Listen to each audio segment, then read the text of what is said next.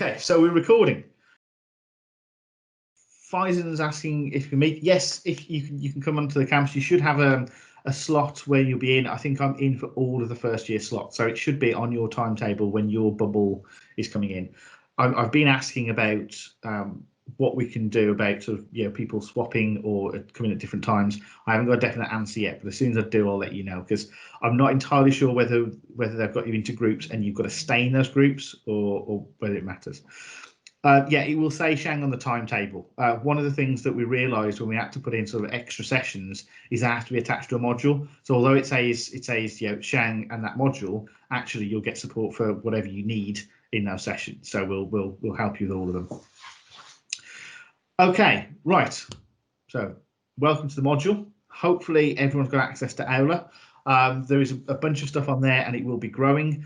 There is also links to the things that you will need for this module in the repos. So I'm going to explain a little bit about how that works in a minute. But if you can't get into Aula, then email me. If you can get into Aula, it's a good idea to be in there now and looking through the stuff, and particularly follow the links to the repos. While you're doing that, I'm going to make some introductions. I know we've got Adam here, so I'll let Adam say hello first. Hi guys. Hi. I'm Adam. I'm a recent graduate of ethical hacking and cybersecurity. Yeah, I've been working for the university now for about a year as well, writing a lot of this course material. So if you've got any suggestions, edits, stuff like that, let James know so he can tell me off because I've done it wrong. Cheers, Adam. In fact, you'll spot as you go through the course, you'll spot a number of graduates from years past that stay on and help out and become staff, or sometimes it's early graduates. So Adam's a recent graduate, but Terry didn't graduate from this course. He graduated from a different one. Tono is one of the first people to ever have taken the ethical hacking course. In fact, he technically is the longest serving member because as a student he was there before I was. So I came in as course director I think a year after that, or maybe 2 years. So okay, so we should also have hopefully Server. Yeah, I'm here. Brilliant. Do you want to say hello? Yeah, hi guys. So I'm a new lecturer at the university. Well, I joined the university just a month ago. So this will be the first module I will be helping out. I mainly work on FPGAs, system on chips, embedded systems, and such. Brilliant. And so Server is so new that Navdeep says cool name. It is a shame, I think, actually, that you're not doing more in cybersecurity. It'd be a really cool name for that. But Server, I didn't get a chance to ask you because we haven't had we haven't even met face to face yet. That's how these things are going now. But do you ever look at the security side of things, of the hardware and the FPGAs? Because I'd be really interested in that. It's something I've always wanted to get into. Well, I didn't work on cybersecurity, but I focused on scientific applications. So I work on accelerating scientific algorithms and tools, that stuff. Awesome, thank you. Okay, now there's a bunch of things I want to go through about how the module is going to work, and to be honest, some of it may well change a little bit as we work out how things go. It's the first time we've run this module remotely. It's actually the first time we've run this module because you're the first cohort to come through on the brand new course design. It's quite exciting. Something I've wanted to do for quite a few years, but it's been difficult to convince the university to let me do it. They have finally given in. Actually, it takes a couple of years to get to this point. So it's more about they gave in a couple of years ago. But what we've finally got is a completely customized ethical hacking course.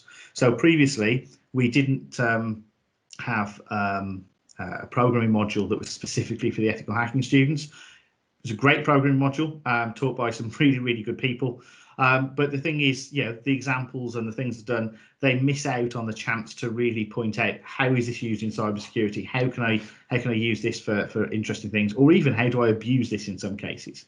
So what we're going to do is in this module, we're going to really stress that part.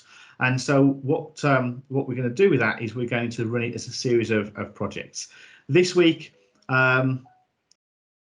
Okay, I now need to Google who James Gathigi is. Generally, I think I look like Frankie Howard, but to be honest, my hair's a bit too short for that at the moment. John, I think I'm going to turn off chat because I am a very easily distracted person, and this can easily turn into 3 hours of me responding to random things people say, and I will come to it in separate parts. But Adam, if you can keep an eye on the chat for me. I was going to say anything that comes up that's not who looks like who or funnies, then let me know. Is that seem reasonable? Yeah, I think that's probably the best idea because I know how distracted you get as well. So. Okay, there we go. So we're getting used to the new normal already. So the module will be run starting next week, really, as a series of projects. This week we're going to get you the basics started. So we're going to get you to use the virtual machine if you want to. You don't have to. You could also, if you're running Linux already, you're quite welcome to run it there. Or if you want to, instead, you could use. Let me just turn that volume down. Everything's a bit noisy. Hold on.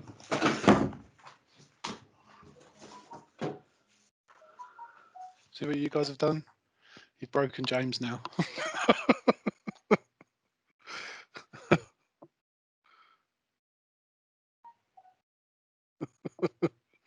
So I think what it is, I think James got up to stop his phone from making a noise because every time you guys write something in chat, he gets a notification on his phone by the sounds of it. So there we go. Well, that was a peculiar denial of service attack. The amount of conversation going on here has caused so much noise that I've had to step away from the lecture. My tablet is going mad over in the corner. Right, so now that's fixed. I'm going to. I'm also going to mute the notifications for this for a second. So. Notifications off. There we go, because they're popping up at the moment. So that's a new Teams feature, which is not great. Okay, so the series of projects will start next week. We'll start with the transcoder, and we're going to be looking at writing software that can take data in one format and convert it into another. If you've ever used any of the kind of things like hexdump, it's doing that kind of stuff, but a little bit more generic, and it can be the basis of things that you build later. And we've got a series of these things that build up to quite complex things by the end of the module. Some of those will also be the coursework. There are 2 pieces on the module. They are both projects, okay? So they're both things that you would be expected to do in order to learn this and to demonstrate that learning. And so we're going to ask you to hand in a couple of those as assessment.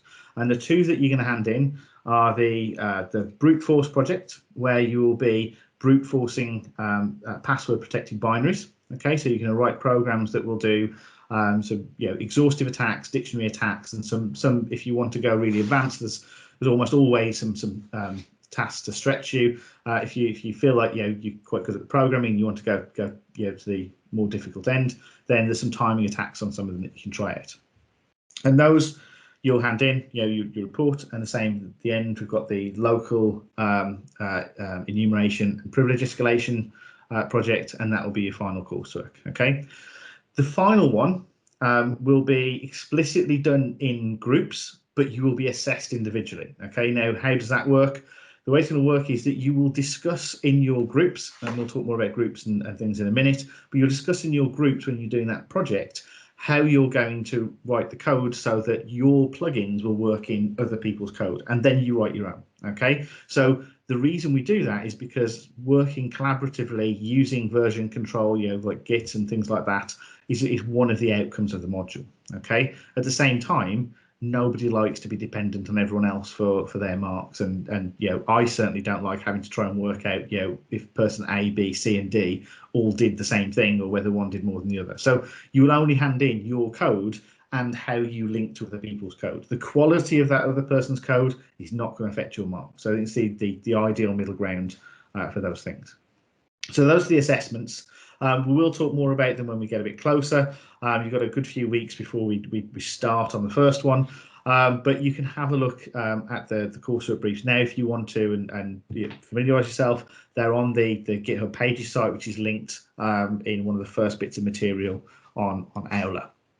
Okay, so that's the sort of the the big scheme for the module, in a sort of shorter time frame, there's going to be a repeating pattern. And what I'm hoping that we can do is we can get the best out of what we would normally do in a lecture and the best out of what we normally do in a lab, and do it all in this one session by using those ideas of breakout rooms and things like that. So what's going to happen each week, there'll be some introductory stuff. So there'll be like almost like a to-do list. So if you look, there's one for this week and it says, watch videos, read relevant sections. The videos this week are going to come after this because we're going to take parts of this out. And I'm also, when I can work out how to get the VMware done, I'll also do some videos on how to do that in case anyone misses it from this session, or we want to get anything more detailed. But there'll be reading to do, and there'll be videos to watch and things around this that will go up during the week. Sometimes at the start as pre-reading, but also sometimes at the end as extra bits recorded out of this. There are challenges in the topics, so we'll give you pointers to the topics in the repository that you should be looking at. So this week it's going to be the development environment. It's going to be using variables and things like that. And inside those bits of content, the sort of written parts that you can go and refer to later, you'll also have some things that say things like check your understanding. Do you understand what this is? Can you try to do this? You should expect this. And in many cases, you'll get little drop-down boxes. So you'll have like a question in a green box, and if you click on it, it'll give you the answer underneath. But it's not a test that comes back to me. It is just for you to check your understanding. Okay, so we'll expect those kinds of things each time. There will always be a live session. So every week in this slot for the next 12 weeks, we'll have this kind of live session. And that live session will be the same kind of thing. We'll have a bit of talking at the start. We'll do some breakout, some demonstrations, and mix it as required. It's good having it done this way because we can decide as we go along how much is needed. If it turns out that everyone's doing things a lot faster than I expect, I can add a little bit more of the practical stuff in to give you a bit more experience. If it turns out that it takes a lot longer for people to get stuff up and running, and we need a bit more support, we can shift things to suit that. There will also be the content that goes into the community page. At the moment, it's very empty. I put a thing in saying that everyone should say hello, and I can see a bunch of people started posting as of today, which is great. So thank you to those that did that. And it's really good to see that we've got some conversation. But there are also uses for this other than just the social side. So one of the things that you'll be asked to do each week is to think about what you're learning, think about the challenges, and any of them that you think, well, this bit was difficult, I didn't understand why that was like this, or I wanted to ask about this question, you can post in there and tag it with Q&A. All right, there's some documentation about this in the Journey tab to tell you a little bit more. But each week then I can go through and I can hunt those things out, find those questions, and then I can either answer them directly there, so that they get answered straight away, or possibly as well as at the end of the week, I can take whatever seems to be most common, or whatever is a bigger problem, or even it might be something that's more of a what if. It might be how could I use this in somewhere else? I'll take those and I'll produce a little video at the end of the week, which is Aula calls the virtual office hour. So we'll use that naming convention, and I'll answer those kinds of questions. Okay, so at the end of the week there'll be another video which is kind of like a recap. You'll also have each week a bit that says recap and reflect. Okay, and this will generally ask you to think about something more contextual, broader than how do I write a line of code to do X. It'll be more about how does this work in business, how does this fit into good pen testing frameworks and things like that, or whatever. We'll see as we go along what comes up that's interesting, and then you'll be asked to think about it. Write what do you think of that, your response to that in the community page, and tag it. So this week it'll be tagged with week 1 recap. And these are the sort of the large things. And the idea there is that it stimulates conversation. You get to start, having that sort of, more formalized, well, what do other people think about this? How do I write about it? And people will quite quickly, I hope, start to link people to other bits of information. Cybersecurity, when I first started on this course, you could make a list of like the 5 to 10 absolutely essential websites that you should visit. And to be honest, if something wasn't on those, it probably wasn't that important, right? There's a few good books and a few good websites is all there. Today, cybersecurity is a huge industry, and it's impossible to keep up with everything that's going on all of the time. So you end up seeing snippets of it. You might see some really interesting stuff in one area, maybe it's an area of interest, or it's something that you've seen, and you might miss something else. And if it wasn't for the conversations, and talking to other people, you kind of miss out on them forever. So having that social side is really important. So that's our weekly pattern of events. That should be, I think, a sort of fairly rich collection of stuff. If you're the kind of person that likes to sit and read through the stuff quietly and do it for yourself, that's definitely there. If you like to talk about the stuff and speak with people and interact, that is also there. And hopefully everyone gets to do some of each of those things. Engagement with this kind of stuff is important. You're not going to be marked on it, but I can tell you from experience and from actual hard data that the grades that people get are directly related to how many sessions they interact with, whether it's on campus or online. Okay, so we've been teaching programming. I've been teaching programming for over 2 decades, which is I can feel myself going grey just realising that, but over 2 decades I've been teaching programming, and it's absolutely the case in face-to-face.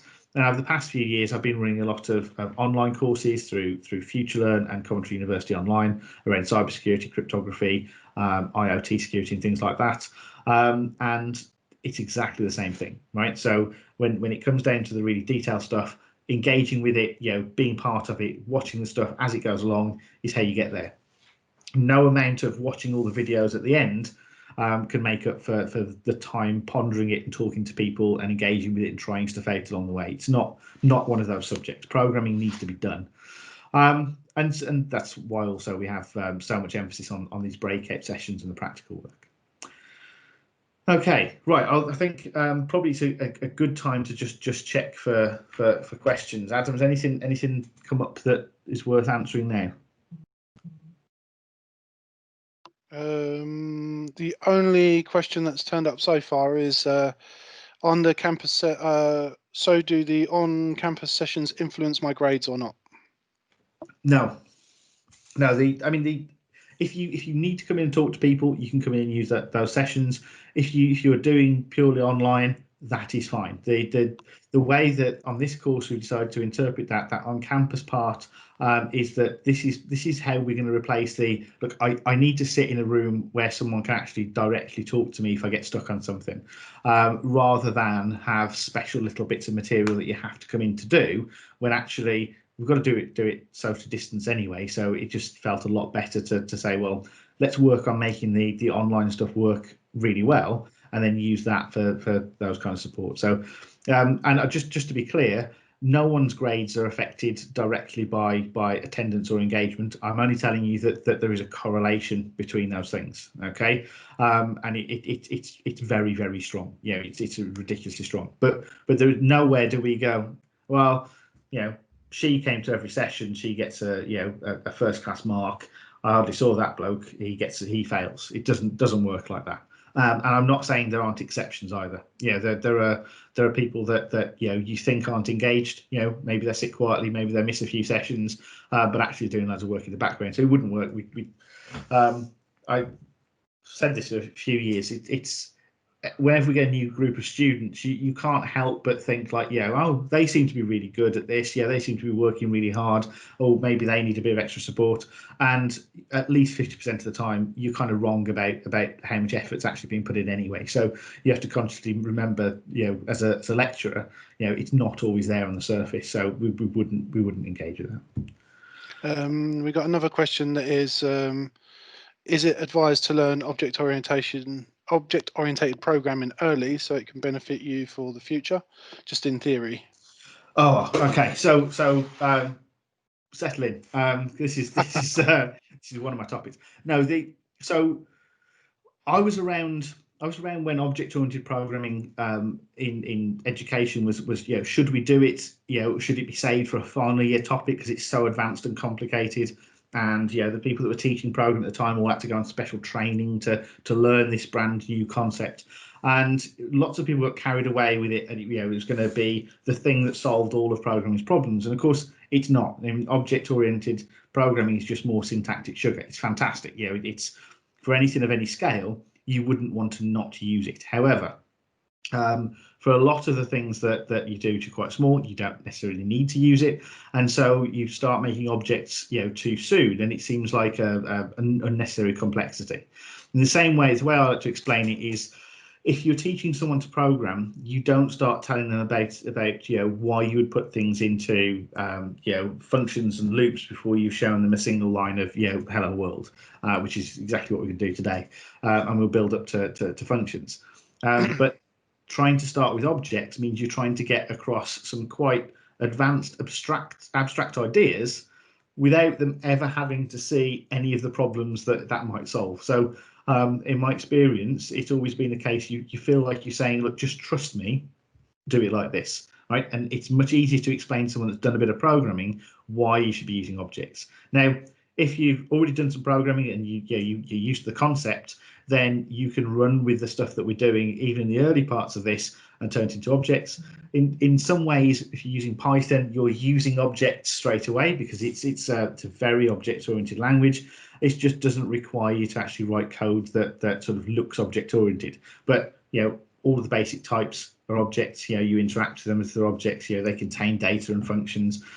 So there's a lot of things that that feed into this. Okay, so anything else? There's a few more questions. Go on, let's go through. Are they able to come to the engineering building outside of timetabled lessons to interact with each other?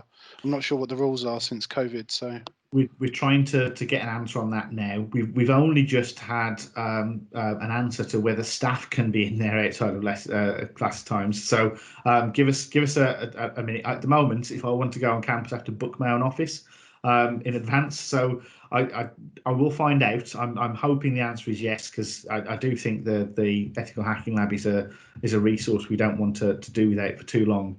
But we'll find out. yeah. In fact, it's one of the things. If anyone is considering being a rep, then definitely get involved, because it's these kinds of things that, you know, sort of keeping us you know, honest and remembering to answer some of these and you know, to help us put some pressure on to get stuff done is actually really good. Yeah, I was a course rep as well. So when you are approached, like, take it seriously, because you will be approached at some point by the student rep services about becoming a rep. Definitely take it into consideration. I can tell you for a fact that the stuff that I brought up has been implemented in this course change. So like, what you do will make a difference. Yeah, absolutely. There's a few other questions here. There's a lot of worried people who are complete beginners at programming and are just trying to make sure that the basics are going to be covered. Yeah, don't worry. We're literally going to start with Hello World. It's one line of Python, and today we're going to focus on how you actually write Python. You know, what it is, how you sort of turn it into a program, how you run it, how you do all those basics, and we'll build up from there. The projects are going to look like they're going to go quite fast. So I say next week we're going to build something that transcodes data. It's not as complicated as it sounds. Okay, so we will go quite quickly, but there is a lot of material to support you. So if you follow those links, you'll realize that you've got the projects and the sort of the module repository pages, and then you've got the what we call the Python for Hackers quick start, which if you go and find it on Git and go back through the check-ins, you'll realize had a different name when we first started until we realized we didn't want to get into trouble. But that's going to have, and it's got a huge bunch of material ready, and we're going to be adding to it as we go along. All the stuff that you might need. So if you go like, well, I need to learn a bit more about functions because we're doing functions, you go and look at the functions bit. You want to know about, you know, loops or you know, certain types of data types, you can go and have a look through.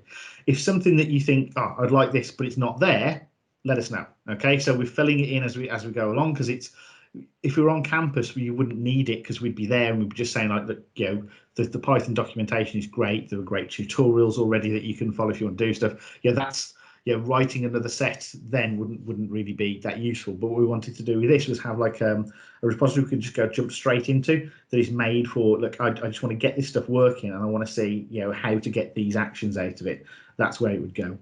The other thing actually I forgot to mention is if you spot errors, let us know.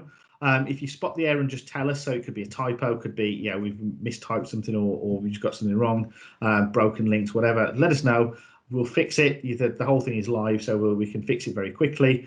And we'll be keeping a sort of credits list where we'll sort of name people that have contributed in that way. If you feel like, actually, I could fix that myself, the repositories are public. So if you just take the pages part out, you'll get the repo. You'll be able to fork it, make your edits, and submit a pull request. And that won't just get you mentioned, that will get you listed as a co-author in there. Hopefully, we'll be keeping this going over the next few years. So it's not just going to be useful for this module, but by the time you're in the third year, you do your project, you might still be able to come back to this and go, oh, I really want to know about how to interact with processes in Python, right? I need to do something really interesting. Or, how would I I don't know, convert things from strings to byte strings, or how would I encode stuff so that it doesn't get cobbled by some string sanitization. So we'll build up those kinds of things. This year we're just filling it in with the stuff that we want for this module, but the idea is that Python Quick Start is not really for the module, it's for the course, right? This is just step one of it. So yeah, feel free to get involved. If anyone's ever seen the Red Team Field Manual, the RTFM, it's actually a really good little book. If you haven't got it, it's what is it, like £5? It's it's definitely less than a tenner. It's cheap. You flick through it, and it's just that sort of like, right, you need to do this. This is what you do. You need to do that. This is what you do. It's got a bunch of stuff. Just doing stuff like out in the field. Kind of want the same thing, but for Python. So you've got like that one place you can go for Python for hackers, I suppose. Yeah, like we always end up doing things that in a slightly funny way because we have slightly different requirements. It's not just write nice clean code for a client. It's quite often write code that won't get found by a virus checker, or write code that doesn't include any of these characters because they will get taken out by the string sanitizer and so on. So okay. There's a couple of questions that I think I can immediately answer, which should be quick. Will it be Python 2 or 3? Python 3. Python 2 is slowly dying. Do we need HTML, CSS, or any of that other web stuff? No, you don't, not specifically. Although it will help in web hacking stuff later on.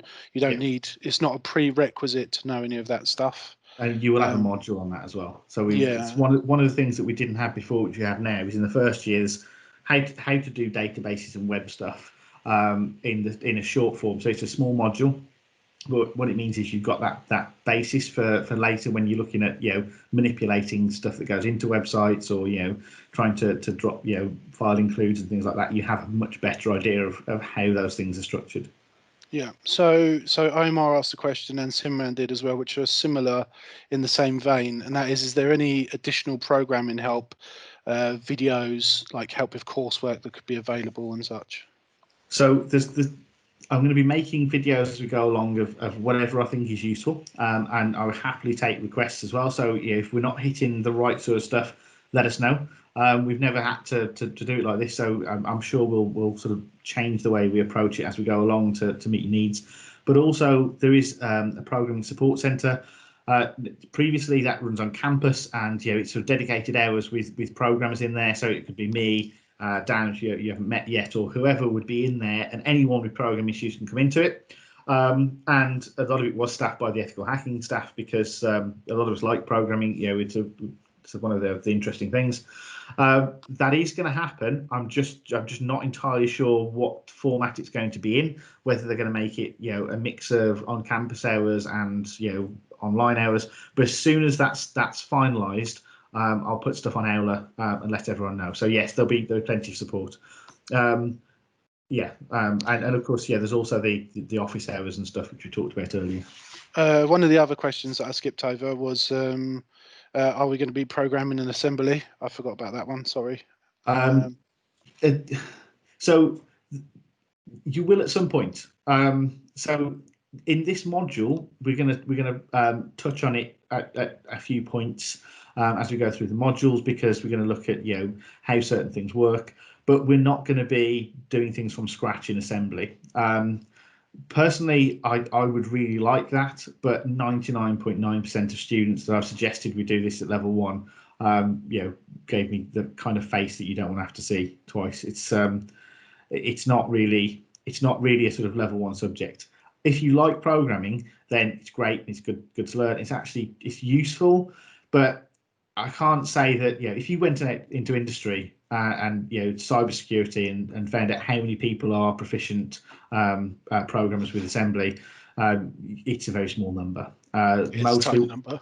It's a small number, and the reason is mostly you'd want to use it for shell code that you want to put into, like, say, an overflow or something like that, and it's been done to death, right? So you go to the big library of shell codes and you pick the one that's appropriate, or you use Metasploit to generate a shell dropper of the right sort in the right format with the right things. There's not really a huge amount of call anymore for custom crafted shell code, which and in some ways it's a shame maybe, but you will see when you get into the more aggressive pen testy parts of the course, you will start to see that stuff happen. So you will be exploiting buffer overflow, so you will learn like how the stack works and how the memory's arranged and all of those kinds of things, and what a lot of the instructions do, because you'll need that. But it's not quite the same as saying you'll be an assembly programmer. The only other question I think that I can find is, will they be needing to bring their own laptops to the lectures? I guess when we find out more about what's going on with the in-class stuff, we'll know more about that, right? So in class, if you're going to the in-class sessions, and I'm just going to repeat, if these are optional, okay, so even if you've elected to go to on campus, it just means that they're going to make sure you've got a reserved seat in those places. If you don't go, you're not going to be in trouble or missing a huge amount. It's more of a sort of responsive thing. So if you come in, we support you with stuff. If you want to bring your laptop in, that's fine. If you don't, our sessions are all in EC 113 and EC 114, I think. I think there might be some that overflow into one of the games labs upstairs, but they're all places that have PCs. They're going to be cleaned regularly, and there's going to be, I haven't seen it yet because I've only run into campus once in the past 6 months, but I'll be in tomorrow. But there's going to be cleaning supplies, so you can wipe over keyboards and stuff before you use it, so you know that it's all been done, and ideally you give things a wipe over before you leave. So that's what we know. I haven't actually seen any of it in practice until tomorrow, which is when you'll be in as well if you're coming in. So let's see. I know there's a lot of effort being put into making sure everything is useful as much as it possibly can be, while also being safe in terms of COVID. Cool. Okay. Otherwise, it's just little bits and pieces, like where can we get on the book the library and stuff like that. Okay. What I suggest for anything that's course related, if you email the course team, and I'll paste the address in the chat now. So I'm also, because I'm the course director, it will come to me. It's also now split between 2 other people as well. So I'm the course director, Antal is the deputy course director, and Terry is the first year tutor. So sort of on paper, Terry will be like your first contact for first year stuff, but in reality, the 3 of us split most of the duty. So any one of those 3 people is fine. But to make things nice and easy, and so it doesn't get confusing, we have ehcd.eec@coventry.ac.uk, which is the ethical hacking course directors, EHCD, in the Faculty of Engineering, Environment and Computing, which is our faculty, and then at Coventry University. So for any of those kinds of questions, it might be a good idea to ask there. And then what I can do, or actually, I forget we got Aula, or ask them in the community page on the course space on Aula. If anything that isn't answered on Aula comes up in the questions to the inbox, then I will actually I'll put it onto Aula as well anyway, so that we build up that repository of information. The only other thing that the only other question that's here is, will we be able to borrow laptops? I know we've got the laptop bays, but I don't know if Yes, I don't know what the process is going to be like this year. Generally, they're all put into it's like a big metal cupboard. You go over, you swipe your card, one of them opens up, and you've got a laptop, a charger, and the other bits and bobs you might need in there, and then you put it back later. I think that's still going to be there. Tomorrow I'll find out for sure because I haven't seen it in practice, but I know they said that there are laptops for loan. I just don't know whether I don't know whether they've moved those and they're going to be done differently, whether they're monitored. But if you ask me after tomorrow, and I'm sure I'll know. Okay. And Zachary's asking about the Chromebooks. Apparently, are we still doing Chromebooks this year? Yeah, Chromebooks will be sent out. They're going to arrive. I think they're coming to campus in a few weeks. The demand for Chromebooks has been absolutely crazy. Luckily, we had a deal with the manufacturer so that they will definitely have them.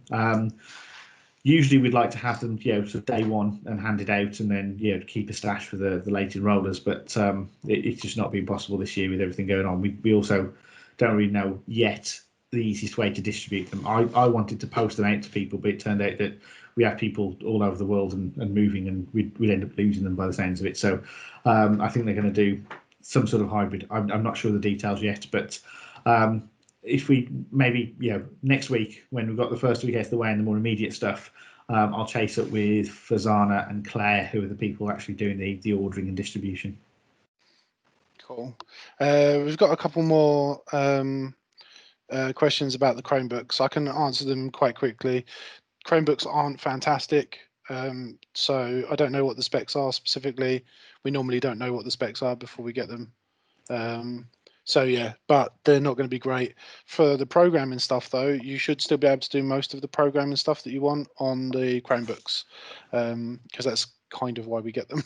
Yeah, the ones we're getting this year are not bad. I'm trying to remember the exact specs, but they aren't bad. And what we've done every year previously is we have a little guide to, this is how you get Linux on this Chromebook, and then you've got your portable little Linux environment.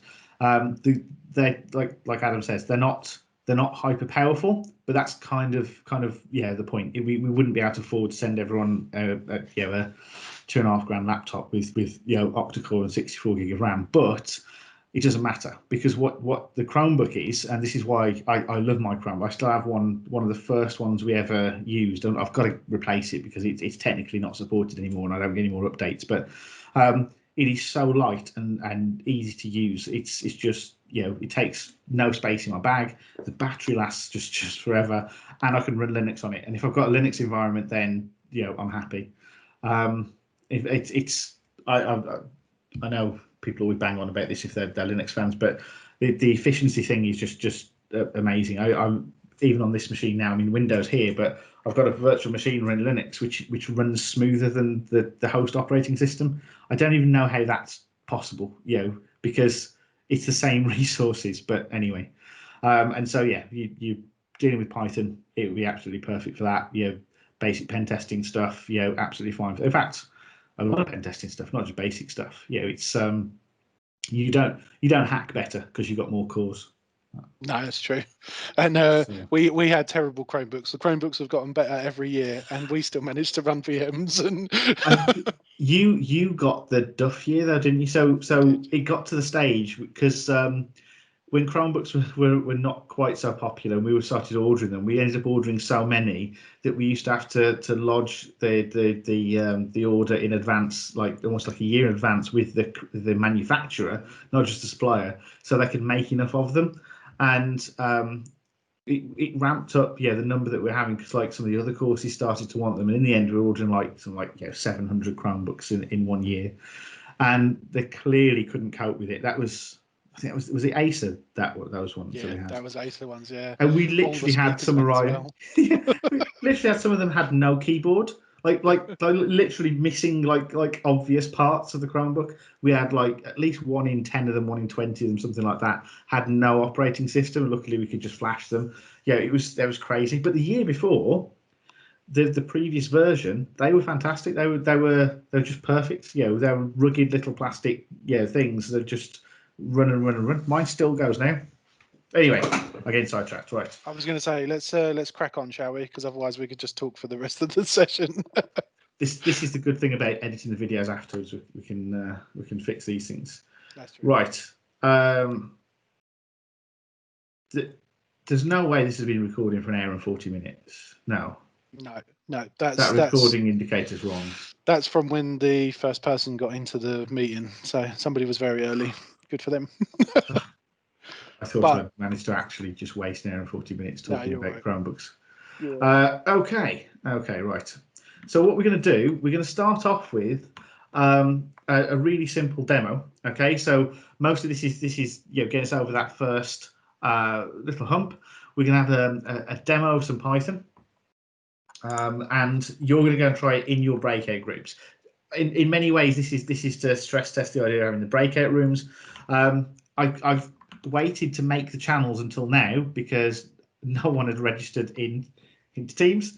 So I'm going to make them, and you're going to be sort of randomly picking them at the moment. It's not going to be anything more sophisticated, but by next week, hopefully everyone will be registered, and then I can script putting people into the correct breakout room, so it'll be a little bit smoother.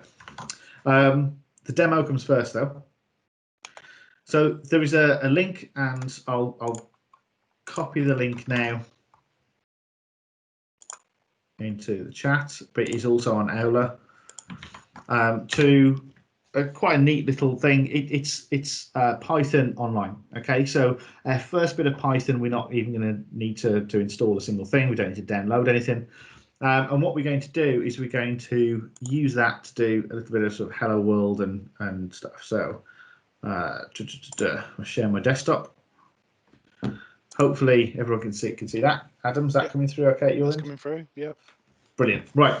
So what we're going to do is we're going to use this to do the classic first line in programming of hello world. Someone was a whole C programmer, obviously, semicolon there was needed. And that link will take you to the same starting point. It's got the basic hello world, and you can look at it. You can see it says print. Then it's got open bracket, then quote hello world exclamation mark quote and a close bracket, and that's it. That's all we've got. And that's our hello world. If I click execute, we get this, and you can see it's running through Python 3. This is like a little shell, which you'll notice in a minute. It's like it's typing stuff in, and there it is. It runs hello world. Okay. But what we can learn from this though is one, print is a command that will actually print stuff out, so it displays stuff to the terminal. So that's really handy. We're going to use that a lot. The bit that we want to be printed out is here inside these brackets and inside these quotes. Okay. Now the nice thing about Python is that we can do stuff like this. Okay. So when I run this, I get both things. Now I could have just put that inside all one set of quotes, but actually I put it into two. And the reason for this is that sometimes we might want to print different kinds of things. Now, one, we get a 1. Okay, let's print hello without the quotes. Now notice before we had quotes, now we don't, and we get an error. Right, now the first bit we're going to learn is that the reason for this is that every sort of bit of data has a type. Okay, now different languages deal with that in different ways. We can have strongly typed and dynamically typed languages. We can have weakly typed and things, but Python has a strong typing system. Everything has a definite type. Things can be converted. We can choose to convert them, but they're strongly typed, but it's also dynamic, which we'll talk about when we get to variables. Okay, so the reason it didn't work is because hello on its own doesn't make sense. It is not a thing that Python understands like it does with numbers. Whereas something that's inside quotes, and they can actually be single or double. So there we've got double, here we've got single, just don't mix them, is a string, okay? A string of characters. And so when we run this, it will run. One of the neat things about being able to use single or double, in Python they're pretty much equivalent. In other languages, you might use single ones to represent a single character and double ones for a string. Things like C do that.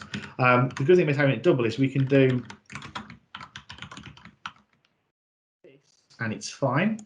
It does not get confused about where the start and the end of the string is, whereas obviously if we had double quotes there double quotes there, it now looks like one string, then the word world in the middle, and an exclamation mark.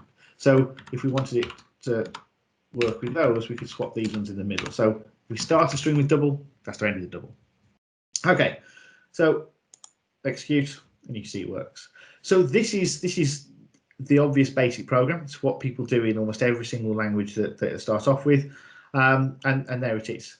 So with Python, you can see I didn't have to go through any compile step, and you might think that that's because when it's on the web, it's automatic, and it's not. With Python, there is no compiled version, and anyone that knows that that's not strictly true, if you can just keep stum for a bit, we'll get on to compiling Python and Python bytecode some other time.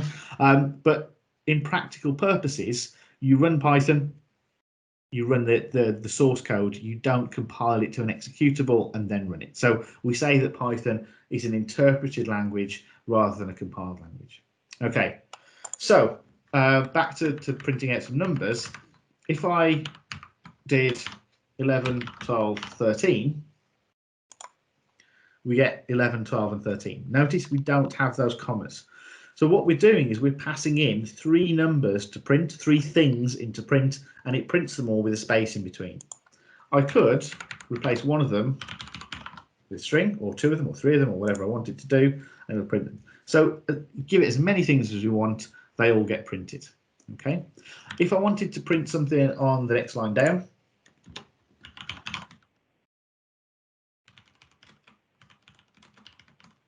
it's on the next line down, I can just do another print. And what this is telling us is that every time we use print, it goes to the next line at the end. Okay, so this is not because it's on a new line here, it's because we have one print and then another print. In Python, every one of these commands should be on a separate line. Okay, if we wanted to, we could stop it doing that, but it's very rare that we want to. In previous versions of Python, you would end with a comma. In Python 3, you have to use what is it now? It's gone from my head.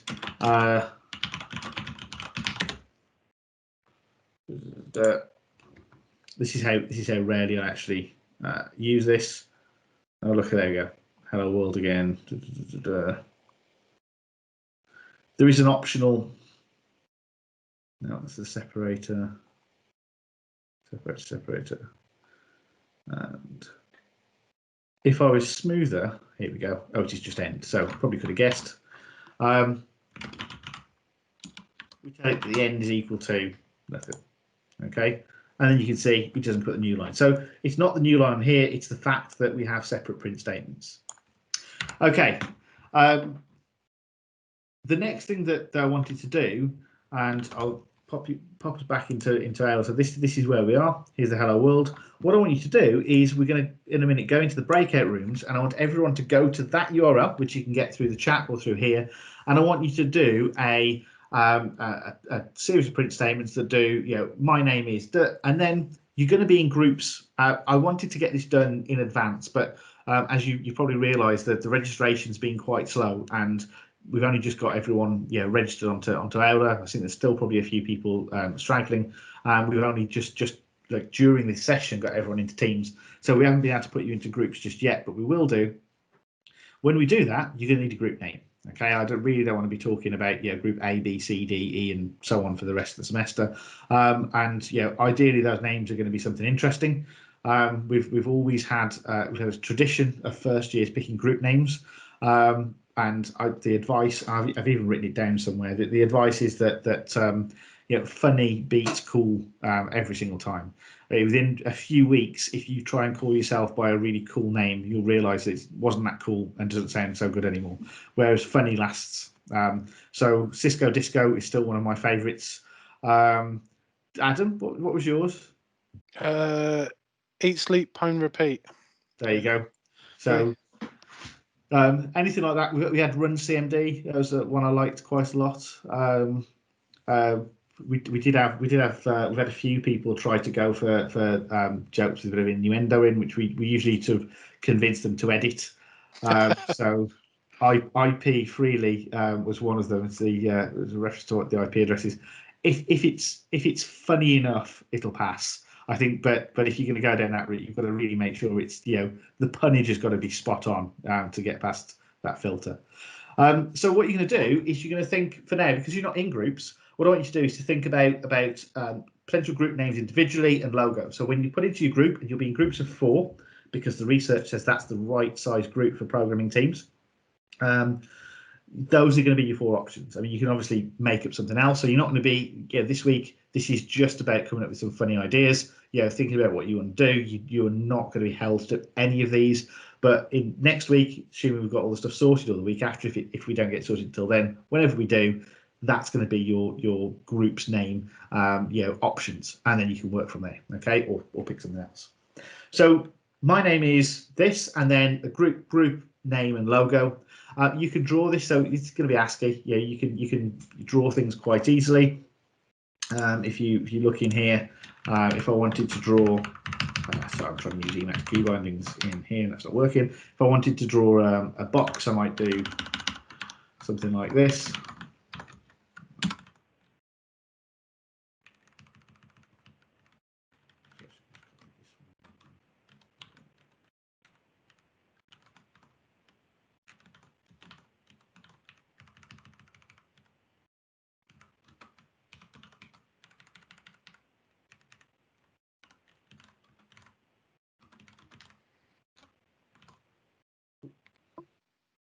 Because every hardcore programmer needs to know how to do ASCII art.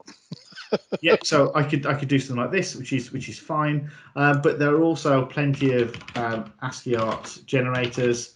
If you're running on Linux already, then look at Figlit if you want nice text. So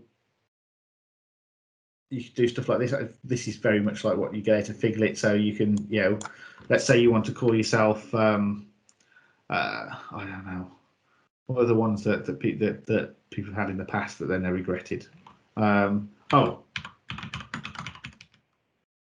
so we had one group wanted to be called Cyban in Jazz, but you can make art, you can copy and paste these things in and edit however you want to do it. Okay, so you can do that. If you're on Linux, you can use that. There's also a bunch of tools that will convert images, like literally images, into ASCII art. So again, if you run on Linux, then you can look at libcaca, CACA, things like that. So here again, choose a file, you can convert it. If I've got the course logo lying around, which I should do, I think. My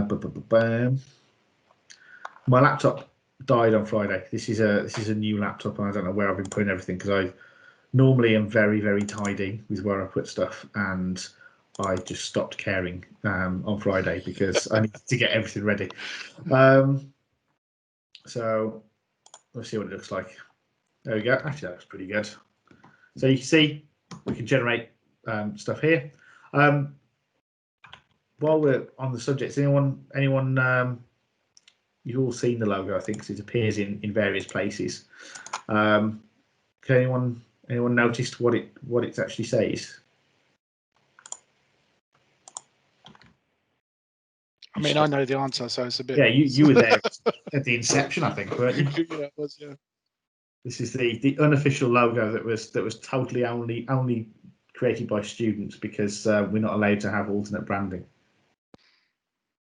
So everybody's like, yeah, EH, ethical hacking, right?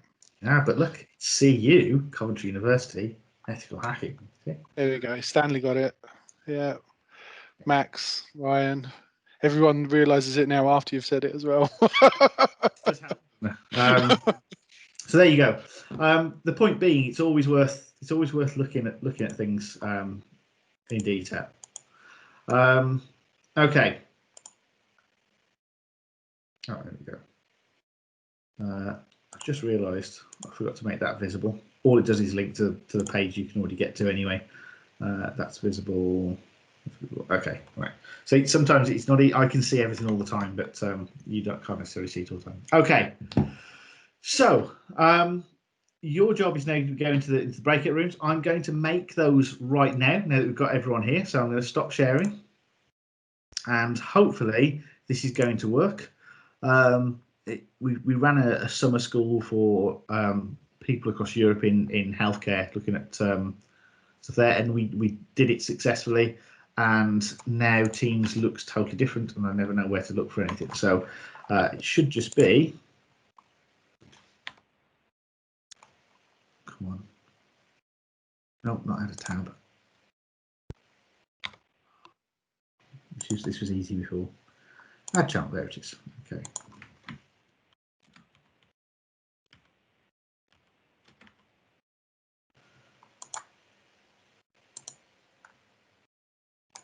Okay, so there are channels appearing. There are going to be 3 of them. They're Troop 1, Troop 2, and Troop 3. The reason we have the name Troop is because we already have the name Group. Cohort is you all together. That's the official name for that, and so it's just some other name for a grouping. When everything is up and running properly and everyone's registered and we can put you in there properly, your teams will also be something that you could be identified by things like Aula, and each team will definitely always be in the same troop. Okay, so you won't have to worry about being across different areas. So what you've got now, hopefully, in Teams, you'll see that there are 3 troops: Troop 1, Troop 2, and Troop 3. The way I want to divide you up for now is really simple. If you go through the alphabet to find the first letter of your first name, okay, so this is only for today. You're not going to be stuck in these groups forever or anything like that. We'll do it later. What you're going to do is you're going to go like, so my name's James, so I go A, B, C, D, E, F, G, H, I, J. So I'd be in Troop 1. Yep, and that's it. So it's the classic, you're in Group 1, you're in Group 2, you're in Group 3. So what you're going to do is you're going to go into those troops. In there, you'll have one of the team members. So it'll either be myself, Adam, or server. We will join as well. This will go on to hold so that when we come back, we'll rejoin. You're going to spend. I have specified the time, and I'm going to go and check because if we can. So you're going to spend 15 minutes doing that task. This is where you should be. If you have sort of practical questions, mine doesn't work, what happens if I do this? This is a good time to ask. I'm just going to mute everyone. Where can we find the breakout rooms? Oh, they're in teams, so you should be able to. If you're part of the team, you should be able to find. I don't think I am because I can't access the chat either. Right. In that case, yeah, I'm going to try. Let me send you an invite link because. I put it in the chat, and then hopefully we can solve that problem for everyone now. Yeah, is someone okay from who can access the chat to put it in Aula just so I can see it? Oh, you can't even see the chat. Yes, it is already on Aula. I'm just gonna. Yeah, I joined the Teams link from the live session thing, but I didn't. No, there's a join up one as well. Right. I put the other one in just to catch anyone that wasn't able to get through. Here we go. So there's a bit in the journey just called live sessions, and it's got a picture of TV next to it. Perfect. Thank you. In there, you can find a link that should get you in. It's the invite and a code to get you through, and then we'll accept you in there. Once you do that, you should then have access to Teams, and you should be able to get to the troops. So I can see a bunch of people are joining and saying hello, which is great. So in there is where you'll do that part. What we're going to do is whoever's running their particular troop, so Adam, server, and myself, we'll run a video session in there so people can talk, but you can also use the chat. Sorry, Doctor, I can't find it. Where is the? So I'm going to share my screen, and hopefully I can sort of show you. So if Teams works for you like it does for me, and I think it depends on version because it changed a little bit when there was an upgrade a little while ago. This is where we are now, and you can see everyone talking. You can see the stuff's going on. But this is a meeting in actual Teams. So 4061 programming. You've got this. So general is where we are now, and we're having the meeting. And that will stay for when we come back in 15 minutes, and then you have these troops here. But which one I am in? So what you're going to do is you take. I can't actually tell who's talking. Can you say your name again? Omar. Okay. OMAR. So you take the first letter of your first name, so O in your case, and you say A, B, C, D, E, F, G, H, I, J, K, L, M, N, O. So you're in. Oh, sorry, you're in troop. You're in Yeah. troop 3. Okay. Yeah. Yes. All right. I'll yeah. I've done worse in lectures by accident than that, I suppose. Right. So I can see people filing in to the 3 troops. Yeah, so we're going to spend 15 minutes. It's not a particularly difficult task, so it's a lot of it's going to be just sort of teething problems and finding out where things are. So that's the only reason it's got 15 minutes to go. If we say that we'll all be back in here at 25 past, we'll do that. Division. So I'll take Troop 1. Server, because you're at the top of the list now. If you take Troop 2, Okay. Adam, UK to jump into Troop 3. We'll put on a video chat in there as well, as we can talk. Is everyone able to get in now? We've got a few people who can't see it. So what can't you see, Simran? Is it the troops that you can't see? Same with you, James. Is it just the troops that you're looking for? Yeah. So they're not sure where the troops are. So you see on James's screen now in 4061 CEM programming in the teams, you can see that there are 3 troops. I'm also going to paste Troop 1 link. On mine, the troops are hidden channels, and it has a little drop down for hidden channels. So on my version, so perhaps you guys have a similar version. So just look for the drop down for hidden channels, and see if you can see it through that. Also, James is going to make it super easy. I hope, anyway. We'll see. Yeah. Sorry, I didn't chicken- quite look what you meant by so the first letter. So what, you count on your first 3 fingers and just see which one you show up in? What is Yeah, it? that's it. So Yeah. so if your name was Adam, you'd be in Group 1. Bill would be in Troop 2. Claire would be in Troop 3, and Dave would be in Troop 1. Gotcha. Yeah. Okay. Yeah. It's like sports day. Yeah. If you can understand that. I think okay. I've given you the wrong link for Troop 2. Let me just. Can I delete that? I can edit that, which is even better. So hold on, let me just get that right. I forget when I'm in Windows that selecting stuff doesn't copy. I expect it to just automatically have the link. Sorry, Doctor. Should we go live on our troop or? Yeah, you can go in there now. You've got the task, which is to go and do your logo and print statements using that website. So we're starting off with this nice and low hurdle to get over. It's mostly a test that the troops work, if I'm honest.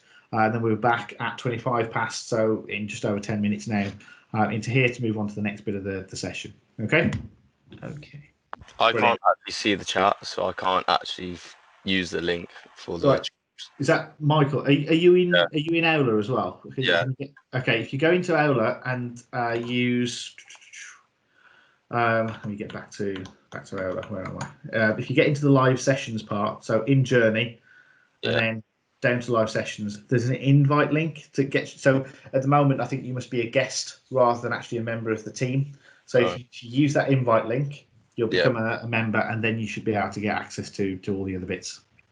Ace, thank you. No problem. Excuse me, I clicked it and it says that I sent a request and that it needs to be approved. Okay. I'll take care of that now. You'll Sorry, I'm answering questions at the same time. Not enough of me. Yeah, this is what was happening. This is what was happening at the start of the session. We had everyone all of a sudden was joining, and we've got this queue of people who have been added in. I don't have a request. Hang on. I've got one for Michael, but was it Agnes that just spoke? Yes, it is me. Okay. I don't have your request just yet, but it should come through any second. All right.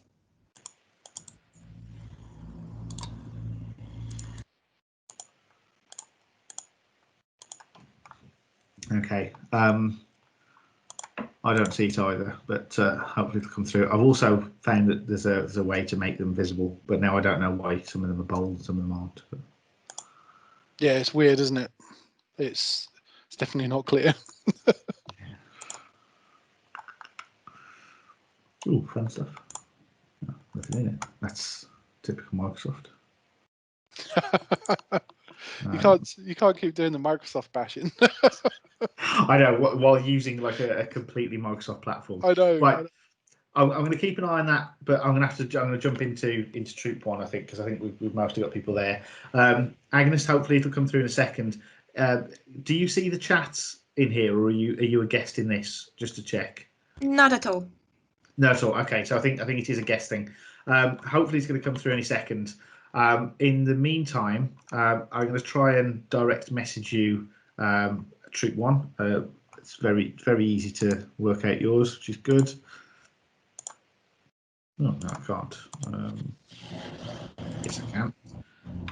Hopefully, can you see that chat? One second. Oh. No, it says request sent. Have you? When you click on the invite I just sent you? Yes. So, okay. Let's try again with Teams. Yeah, I've got no. I was going to say I'm not getting any pending requests either. Okay, let's try doing it directly. Agnes, let me turn that off in case. SUSZZ SUSZTR. Is that yes? correct? Yeah. Yeah, I didn't even know I was in the right fucking one. Okay. Emma's here, yeah? Emma's here. Yes, I'm in. Yeah. Great. Right, I'm going to mute everyone in here. Thank you. And then I'm going to jump. I was going to say jump over to the other one. Troop 1. Let's have a look. Should be all right. There we go. Right, I'll see you in just under 10 minutes. Sorry, just one more question. I think I'm in the Troop 3. Okay. I don't know if I'm right. Honestly, if you get it wrong, it's not going to make that much of a difference. So just stick with 3. You're all right. Okay, thank you. All right. Sorry to interrupt, Professor. It's all right. My name is starting with V, so I think I should be in Troop 2, but I haven't been able to get in yet. Are you seeing the chat for this here? No, not okay. yet. Have you followed the invite link on Aula? Yeah, I did click that on Aula. Okay. So what I'll do, I'll try and send. I'll do the same now. I'll try and send you a direct link in a direct chat, and hopefully. So was that Valerian Griffiths? Yeah. That worked for Agnes, so let's see if it works for you as well. Hi there. I need some help with joining onto the troops or whatever. Okay, is that Simran? Yeah, that's me. I'm using my phone because it doesn't work on the Mac. Okay, so you can also do this in the web. You don't need to have the install. So that's another thing to try. But for now, yeah, which troops would I be in, just to make sure? To be honest, it's not a big deal for today. So I'm going to send you a random one rather than slow us down because it's all going to be different once we get everyone signed up properly anyway. So what I'm going to do, I'm hopefully going to send you a direct link to a troop now. Okay. You should get that as a direct message, and then if you follow that, hopefully it'll get you straight in. Yeah, thank you. Okay, right. Okay. I'll see you all in there in a minute. One quick thing. Bye-bye. Go on. Sorry, literally like 5 minutes before everything happened, my computer like the blue screen of death, so it literally restarted. So I just missed the last 5 minutes. So and then everyone was. So I got to the bit where you said I joined. I'm in one of the what's it called, the groups. Yeah. But I missed what people you are don't doing. know which one. Can you see the chat? That's the first. Yeah, I can see the chat. I just don't know what we're exactly doing. In that case, all you need to do is to work out which one you're in. You is this Owen? Yes, it is. Yeah. I'm in group 3. I know that one. Yeah. Okay. In that case, just click the link for group 3 from there, or go to Teams and you should see channels. Just join, and we're going to be in there for like another 5 minutes, just doing the basic. the Hello World and a group logo type thing. Okay, brilliant. Yeah. Thank you All very right. much. Okay, I'm going to jump Well, I have across the now. same issue. I didn't receive anything. Me too. I haven't received any link yet. No. No, not yet. I can't see the chat though because I haven't done my enrollment and have to Okay. use Teams as a guest on phone. Oh, it says failed to send. Why? Yeah. Oh, on a phone. I wonder if, mind you, it worked for Simran. Because the computer one doesn't let me get in. Do you know what? What I'll do is, if you don't worry about it for now, what we're going to do, I think, is after this session, because it's really only just to get this stuff working, I'm going to pop over, see how people are doing there with the challenge, and then tell them to come back to the main group. And what we'll do is we'll use the main group as Troop 1 for now until everyone's registered, and then anyone that hasn't yet managed to register can continue in the main chat. And it's exactly the same then. Yeah. And then next week we can use the troops properly. So I think that's the way I'm going to do this. Right, so I'll be back in just a minute. I'm going to go and grab people from the other one. All right, Professor.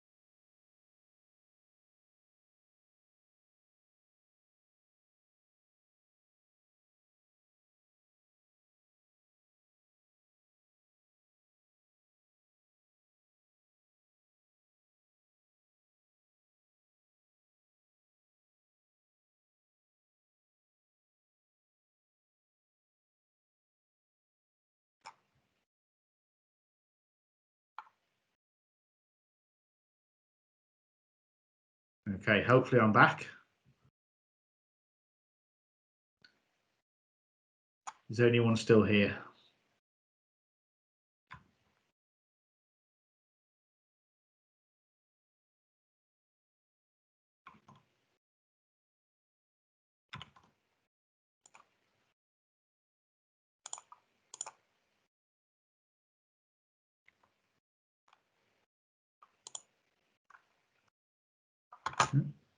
It seems very quiet.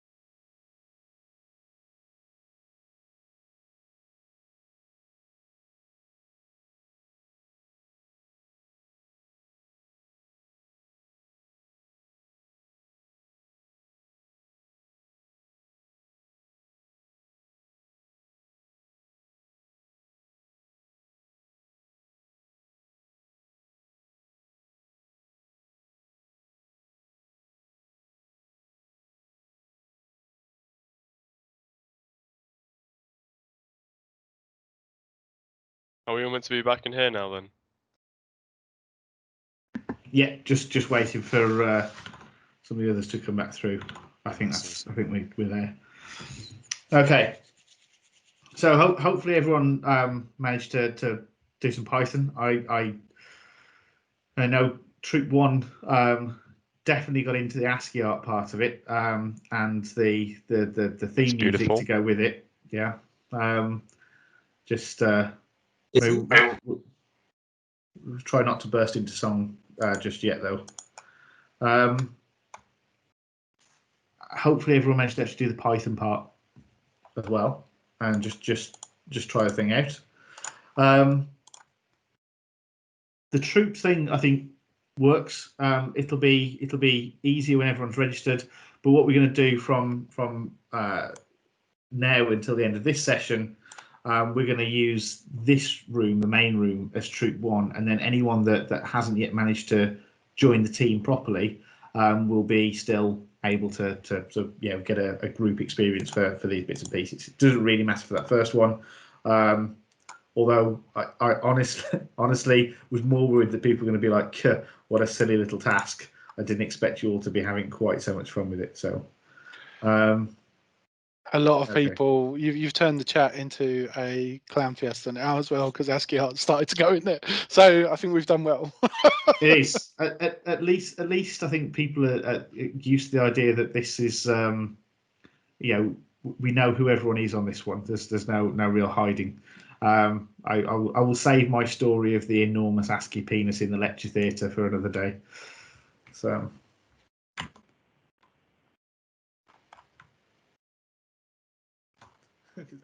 You still see people posting in the other channels as well. Right. So where are we? We've successfully managed to get the first line of Python done. Clearly, this isn't the way that we write code. We don't just type it all into a browser and hope for the best. So what we're going to do is we're going to use Python on Linux. You don't have to. I'm going to show you Python on Linux. It is the sort of preferred way to do it for this course. You don't have to just write Python on Linux. You can write Python on Mac. You can write Python on Windows. The reason it's the preferred platform, well, there's a few reasons.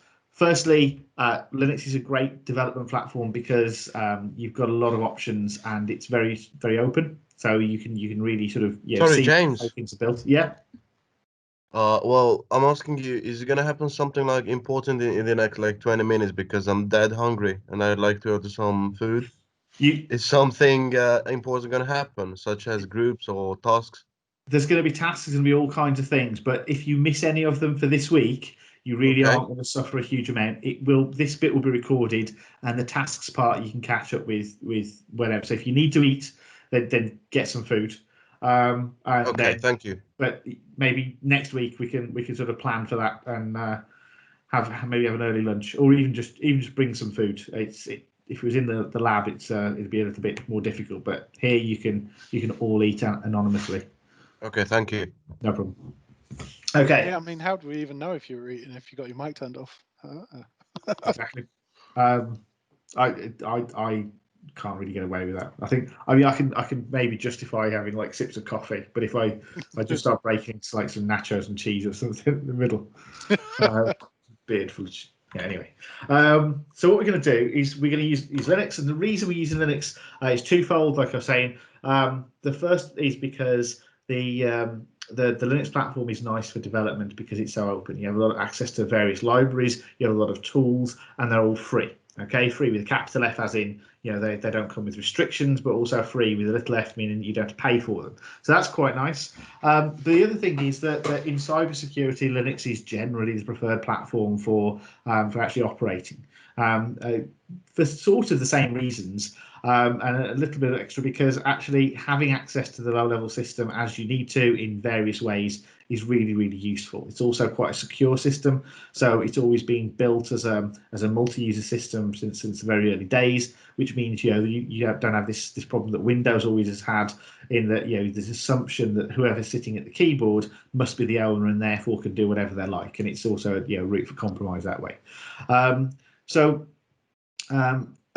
Someone just asked, and I am going to turn the chat off because all I'm going to see is WAP logos popping past for the rest of the session. But someone did ask about using the Windows subsystem for Linux. You can absolutely use the Windows subsystem for Linux for a lot of what we're doing. There are going to be parts where you're literally trying to deal with Linux binaries or exploits on Linux and Windows, and so you might need to think about switching for parts of it. But yes, absolutely. Adam's been helping me with the material, so like he's developed half the stuff, I've developed half the stuff, and as far as I tell you, he's done his stuff on WSL, haven't you? And we're using the same repo, so it makes that little difference for almost everything that we've been doing that is hardly noticeable. The only times it got difficult, and it's not, you won't really come across this, is that Windows doesn't really have symlinks. So for some of the stuff, it's like kind of nice to be able to link one directory to another place, so you can import stuff without moving all your files, and that fails a little bit on Windows. Well, I say it fails a little; it fails hard on Windows trying to do that. They've never really got that kind of thing going. But I wouldn't be surprised if in the next few years we see symlinks coming into WSL, and then maybe even the rest of the operating system. Anyway, that's a completely different thing. So for these tasks, unless I tell you it absolutely has to be Linux, you can use whatever you like. However, the Linux VM that's provided for you is configured to be exactly the same as the one that's used to develop the stuff. Okay, so I've been developing in this VM for this. It's not my usual VM. It's quite a light one. It's based on LXLE, which is a Debian derivative. It's quite light. It's a 3 gig download for a fully configured system, so it's not particularly big either. I think the disk size is set to a maximum of something like 20, so you've got plenty of scope for doing stuff on the module. Or you can use different variants. If you've installed Kali in preparation for the course, you're welcome to use the stuff in there. It's not really a problem. So I'm going to show you in that environment. If you're going to use the VM, the next breakout is going to be using the VM or setting up your system however you want it set up. If you're not set up for it at all and you're not sure what to do, use the VM. Okay, think of it like that. If you follow along, you're learning, definitely use the VM. So if you are going to do that, start downloading now, because it'll take a little while. You can download it from there's a couple of links on the page, and I'll put that in chat and direct message anyone that can't get to it, but it's linked in Aula as well. If you go into Aula, in the just under Module Essentials, there's a group of things. You've then got the virtual machine, and in there is one link. It takes you straight into the repository, and it says the virtual machine can be downloaded here, and there's a BitTorrent option. Okay, I would suggest if you've got a BitTorrent client or you don't mind installing MuTorrent or something like that, that would be a good option, because if everyone starts downloading in this session, the server will end up going slow because or the connection will be slow because everyone's going to be trying to use the same pipes. We all know the internet is a series of pipes. But if you use the BitTorrent version, the more of you that are downloading, the faster it will go. Okay, so that would be the preference. But if you don't want to, can't, or just there's some other reason it's locked, you can't get the torrent version, then download the other one. I've been trying to work out faster ways to do it, and BitTorrent seems to be the only real contender for having a static file somewhere. So I would suggest doing that now. I'm going to send you, I'm going to put a link in the chat. Anyone that can't get to this, you can get it from Aula, like I said. If you can't get into Aula as well, then let me know, and I will direct link you to that page because it's public. Looks like everyone's okay. Just a heads up, I think some of these student Wi-Fi's block torrents. Yes, this is so. Yeah, we won't get into how to get around that today. Maybe we'll.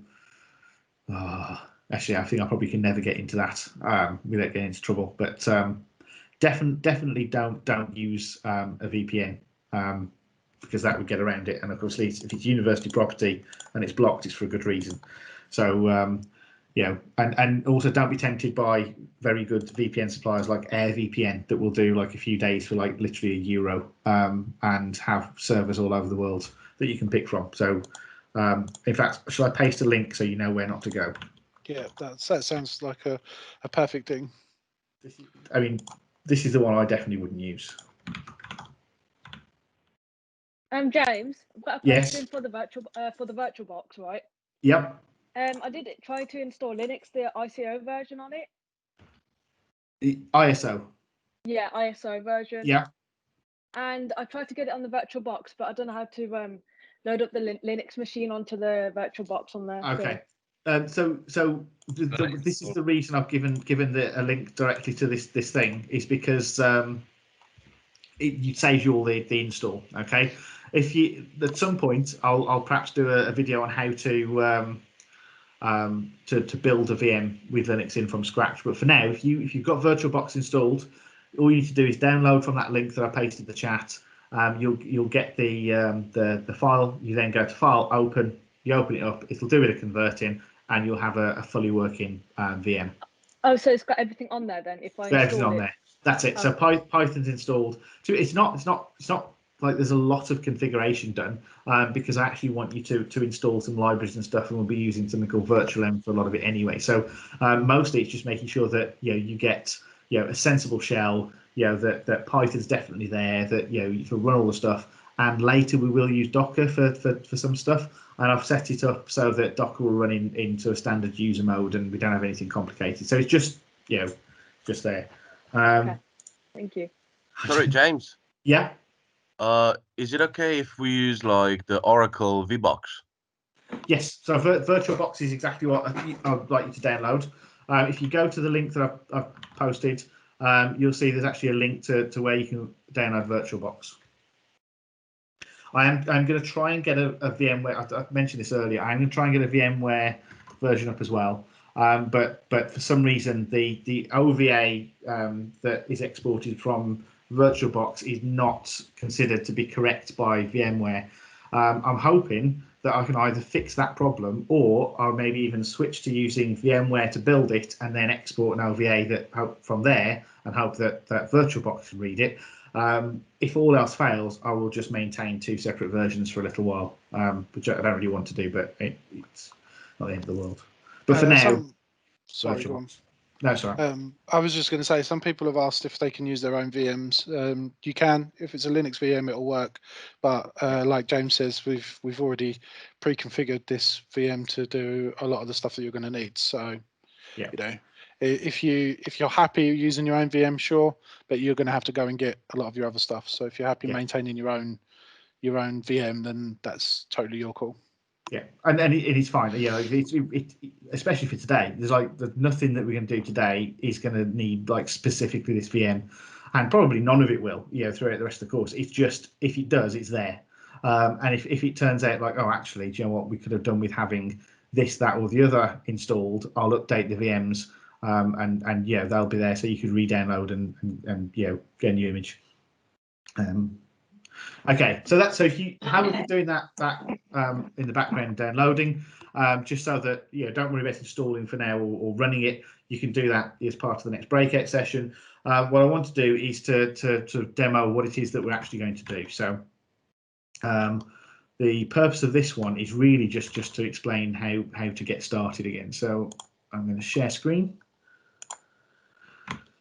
and hopefully everyone see my VM? Yep.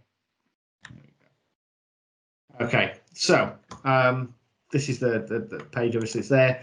This one it's slightly different. It's just a branch from the other one because I'm actively using it so that make sure everything works there. So this is one that's just been a little bit more customized.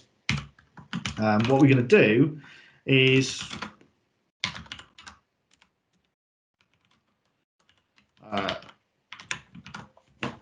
imagine that this is the one that you'll start off with. It'll have a different background image. You can pick what your background image is just by clicking this button. I've just made it. This button. I've just made it different on this one. Yeah, I picked a random thing so that when I'm in there, I remember that which one it is that you will get a copy of and which one you don't. You'll see a login prompt at the start. The standard user is called student or Stuart Dent as the full name, which made me laugh for a good 5 minutes. And the password is swordfish, right? That's a bit of an inside joke in cybersecurity that passwords are always swordfish. So you'll probably see that come up a lot over the next 3 years because that's never not slightly funny. Important things: click here for a terminal. Okay, your applications are in this one in the top left-hand corner. So you want a browser or whatever, it's all there. We can only see your webcam. Brilliant. Right, let's try again. I can see your screen as well. I was going to say that's just on. I think you might. Nah, we can see your screen. Okay. It's a bridge. So someone's Teams is messing with them. Yeah. Okay. If it isn't a fix that's easy, feel free to try and drop out and come back in. I'm going to be recording all of this anyway, but if it doesn't work, it will all be recorded. Right. So applications are up here. You've also got this start menu if you want to type and run stuff, and Alt F2. You'll see this pop up. I will try to do things in a sort of more beginnery fashion and click on buttons and stuff, but I tend to not want to use the mouse. I like using the keyboard for things. I don't like having to keep swapping backwards and forwards. So I will be using shortcuts. So if you see this pop up, it's because I pressed Alt F2, and it just means that I can type in a command and have it run straight away. Okay, so here I'm actually going to use a different shortcut. So instead of using that terminal, I've got Control Alt and T is mapped to start up a terminal. So this is the terminal emulator. If anyone's not used Linux before, Linux can be presented in a bunch of different ways. Without this part, it looks very much like Windows. I mean, this is not necessarily a particularly good-looking interface, but it can look very different. It can have very swish-looking interface. But the real power of Linux is behind the scenes, and one of the things is the way you can interact with it through the shell. Okay, so the shell is what this is running now. So this terminal is connected to the shell, so it's me typing commands, and there are a bunch of things. So you'll see me type ls a lot. which is what I use to look at what files are there. So it's lists of files. If you type ls-l, we get a list of files in long format. Some of this stuff you'll see explained in the notes as well, and I'll explain bits as we go along. So there is more detail about ls-al and various other things. Okay, so for now, I use Control-L then to clear the screen. But for now, I'm going to just start writing some Python. So I'm going to run Python. I'm going to type Python, and I'm going to press Tab. Right, you should definitely remember to press Tab whenever you think there are multiple options. You can see here that I've got Python 3, Python 2, Python 2.7, and so on and so on. I want Python 3, so I'm going to type Python 3 and press Enter. Okay. Now I'm inside a Python shell. If I type anything that is a valid line of Python, so remember we did hello world, it will execute as I type it. Okay, this is actually quite handy for testing little bits of stuff out. You think, oh, I need to try this. What's the actual command? Let me just try and make sure I've got that right. You can type it in there. But really, it's not how we edit Python and run programs. What we do instead is we put them into a text file. Now, Python programs are just text. They are, the source code is just plain text. We usually have a .py extension rather than .txt. On Windows, that's really important because it's what tells the operating system to use Python to execute it. On Linux, it's a little bit different, and I'll get into that in a second. But for now, we're going to use any old text editor. So if you have a look through here, I forgot what it is that's on here now, because in a minute I'm going to switch straight back over to Emacs. But oh, what was it? Was it Leaf or? I was going to say Leaf is normally the standard one, isn't it? Yeah, I can't remember what was on here now. There's definitely a text editor on here. I just can't remember what it was. Maybe it's Excel. I'll just do it from here. You could always use the console text editor of Nano. I was going to demonstrate Nano as well in a second. So yes, I will do. So we've got Xedit. I'm pretty sure it's got others as well. No Leaf. Gedit maybe. No. Okay. Xedit will do. So it's got Xedit. You can edit things in. You can also edit things like, I can't see who spoke, but someone just said you can use Nano. Nano is it's a venerable text editor that's almost always installed and quite useful. So what I'm going to do is I'm going to go into a directory and have a look what's there. And I didn't explain what I was doing, so I'm actually going to remove that. So rmdir to remove a directory. Now I'm going to make a directory called week1. I just deleted it, put it back. So we can have a look. Yep, there it is. ls-l. You can see, look, it's a directory. It's got a D at the start on this left-hand side. So this is explained in a little bit more detail on the repository. I'm going to go into there, and now you can see that I'm inside my home directory, which is represented by the squiggle. And let me zoom in on this. It says Control+. Oh, okay. I think I just missed the key. Sorry. So it's nice and clear. Is that clear enough for everyone? Oh yeah, that's huge. Excellent. Right, so we've got here the tilde, that's a home directory. So if I did cd tilde, I go back to home. I'm going to do now cd dash, which will take me back to the last place I was, which is a useful trick that I only learned like 2 years ago after using Linux for about 25 to 30 years. And you can also see that you've got TMP and week1 in there. Okay, so that tells us where we are. So if I go back a directory by cd same as on Windows using Command Shell or PowerShell and cd you see I go back to my home directory. Okay, this shell is nice because it's showing me, if you ever don't know, you can press pwd and get more information. And the nice thing about that is it shows us that their home directory is actually home student.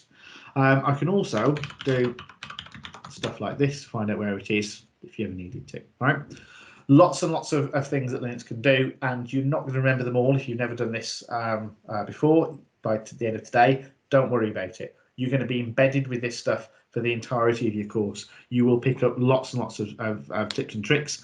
There are lots of different ways to do it. And like I just said, I only learned about cd dash a little while ago. I have no idea when it became a standard thing, probably year dot, and I just didn't know about it.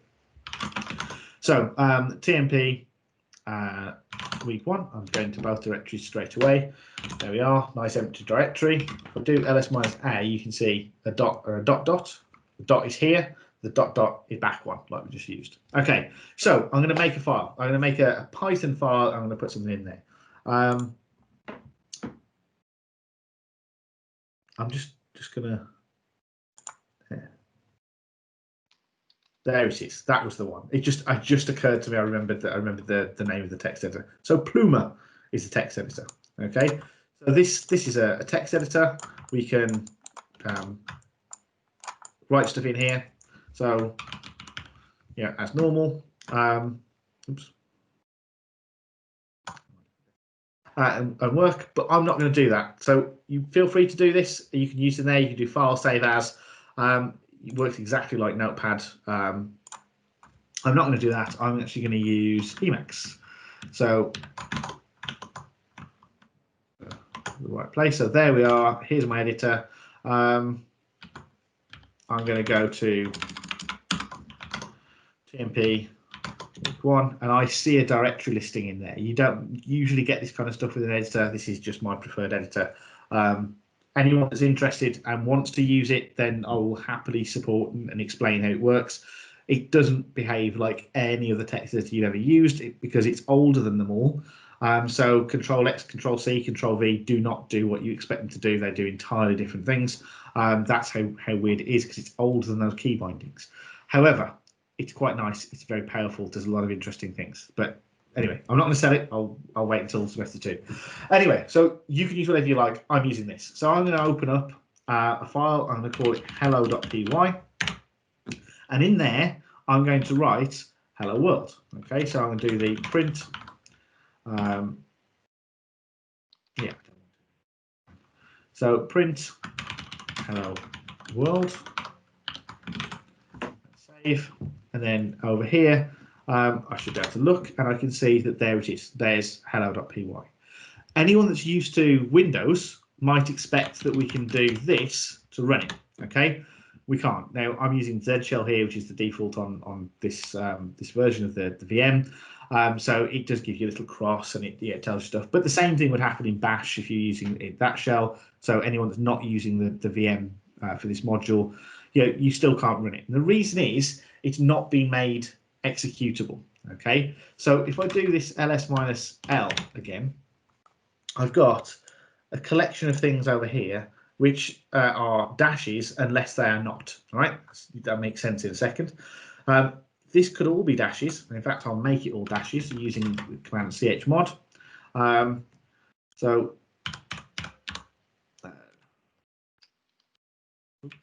the file.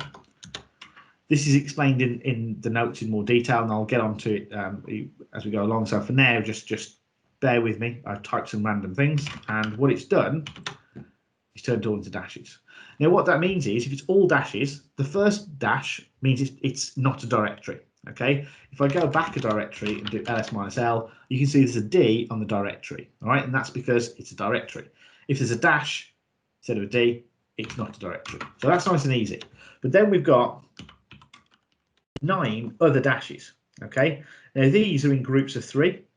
Each of those groups of 3 represent 3 letters, RWX, and they're either dashes or they are RWX. So the first one would be an R or a dash, the second one would be a W or a dash, and the last one is an X or a dash. And that's the same for each of the next groups of 3. And those 3 things, those 3 groups represent the permissions for different people. So the first set of 3 are my permissions. Now at the moment, I'm not allowed to read, write, or execute. Those are the 3 things, R, W, and X. Okay, so I need to change that if I want to be able to run this. In fact, I need to be able to read it, write it, and execute it. So I'm going to use chmod. Now I'll explain what this is actually doing. Chmod is what we use to change those permissions. So I'm going to change the permissions using U, which is the user, me, plus plus read, write, and execute. If I wanted it to only be read and write, I just put plus read and write. I can also, if I want to, say it's equal to RWX, and then it sets them all. So rather than just adding, it sets them. And what that does, if I say it was already RWX, like it will be now, okay, and I said chmod u equals X, also unset everything I said. Now, if I said chmod u plus r, it just added to it. Okay, so we can choose to subtract things, add things, or set them all at once. So I want it to be u plus rwx. Hello, and there it is. Now I probably could have just done equals, yeah, because it kind of does the same thing, but have it. All right, I always tend to use the plus. So the next group along are people that are in the same group. Now at the moment there's no one in this group because this is a single-use system, and this group that it's in is student. This is who owns it. That's me. It'll also be you on your system. You can make other users if you want to, but it's not really necessary. And there's a group. Different things will belong to different people. If I go and look at the root of the file system, so you remember when I did pwd, I'm in week 1 in temp and then in my home, and my home is student, which is inside the home directory, which all starts with that slash. So ls/ is saying look at the root. This is like the C drive, yeah, without going into any directories if you're on Windows. If you're on a Mac, it's like the root because it's the same thing. If I do ls-l and that, you can see some things are owned by different people. So here we've got a lot of stuff that's owned by root and it's in the group root, right? I don't think we've got anything have any particular strange combination, if I'm honest. Oh, here we go. So the shadow password file. This isn't the module to talk about passwords and hashes and shadows, but if it was, it'd be quite fun. We will get onto this actually, because one of the things we'll try and steal later in the module. But you can see here it has a special group, so it doesn't have to be the same. And that means that when we do ls-l and we see this, we can see here that people in the same group that this belongs to, so other people in student, which could be someone else that's not student but is in the group, it says what they can do: read, write, and execute. And we could do chmod g plus r hello, for example. You can see that there's an R in that second group, and that means that people who are in the group student that aren't me, that aren't this student, so it could be like, you know, a user called Dave who's also in the group student, would be able to read it but not write to it, as in edit it or execute it. And the last one is everybody else, right? So if I said chmod o, which is other, plus rx, what I've said there is that anyone that's not covered by those first two, so people that aren't in this group and aren't me, they can read and execute. Okay, so there we go. But the important thing is I can execute. I am the owner, so I only look at the first group and I can execute it. Right, now what happens if I type hello.py? Anyone that knows Linux want to jump in and tell me why this won't work?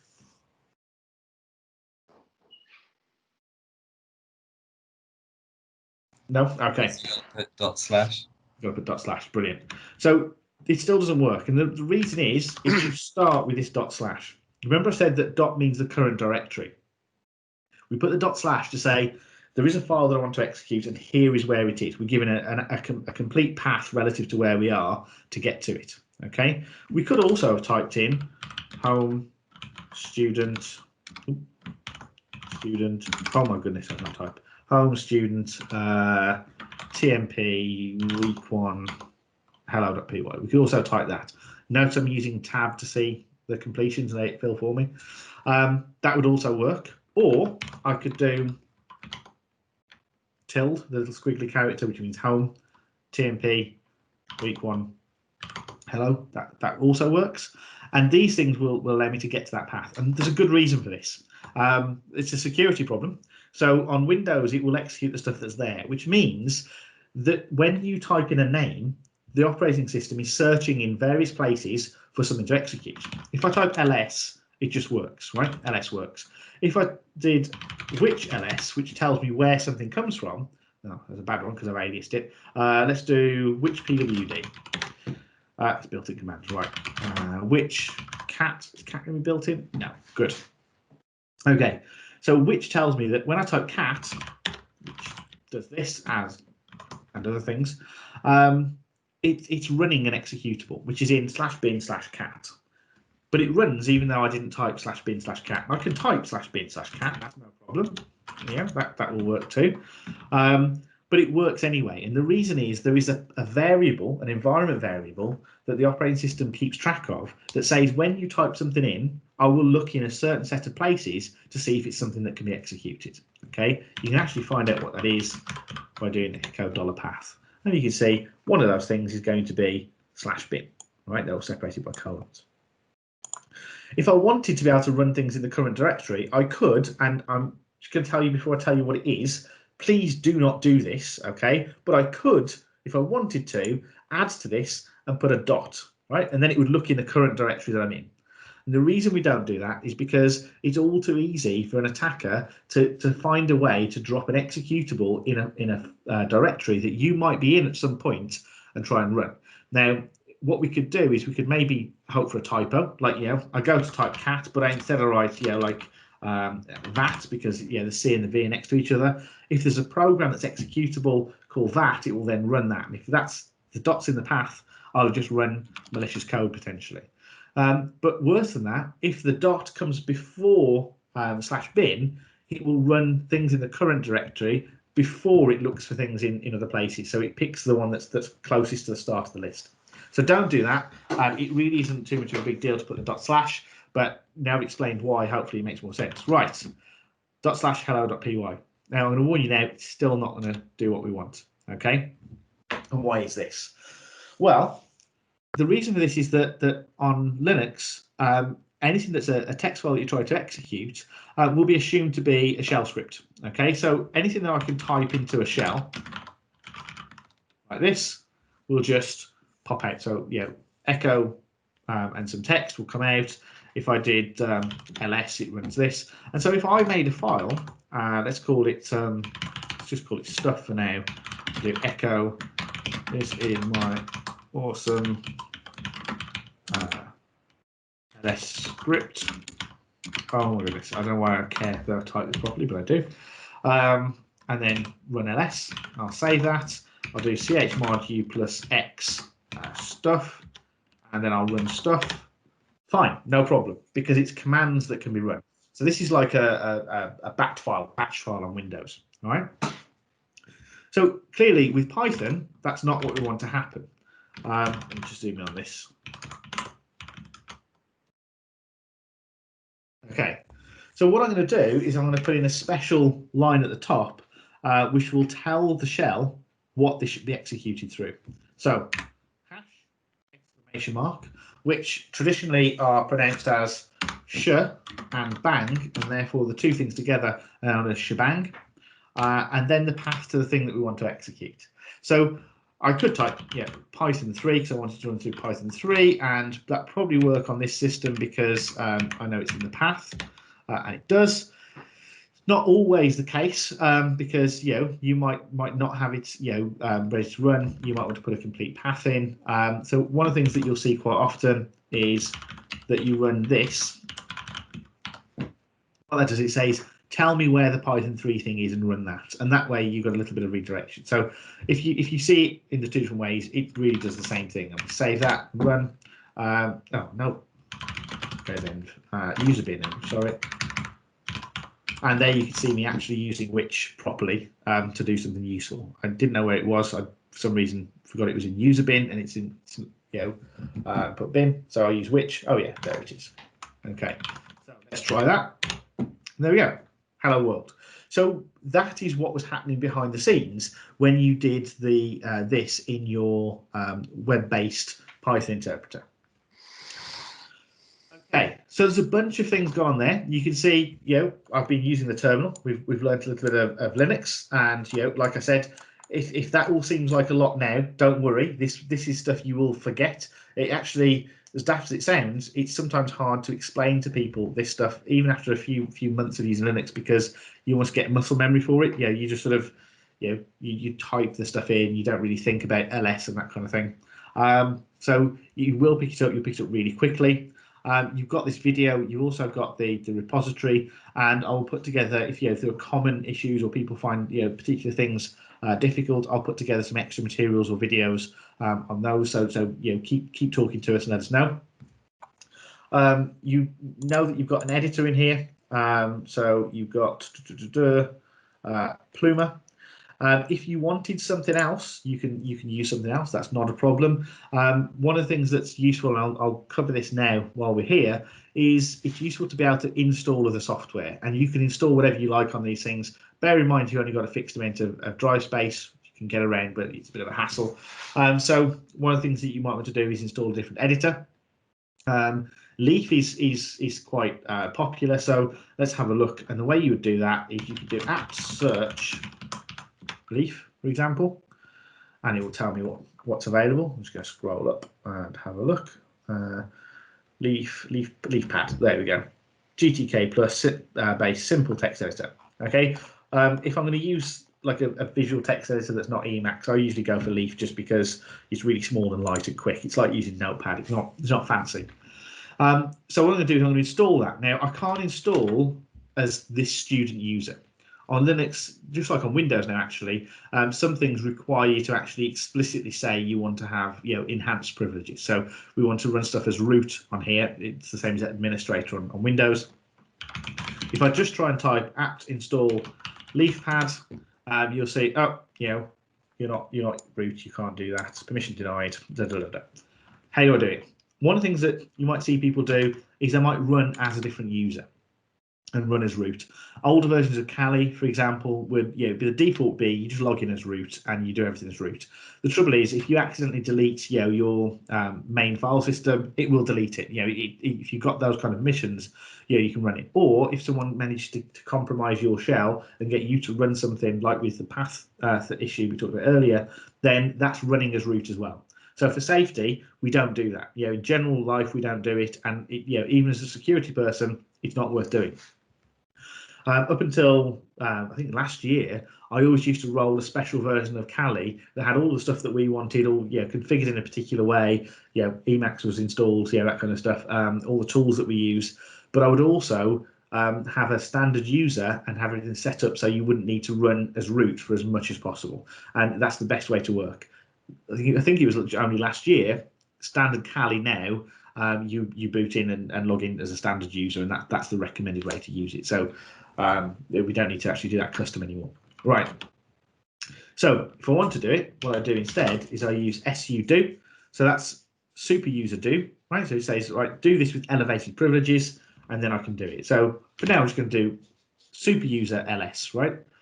I could have done ls anyway, but it's going to be a nice, easy way to demonstrate what happens. And this is what's the password. The password is swordfish. So it's not the root password, it's your password.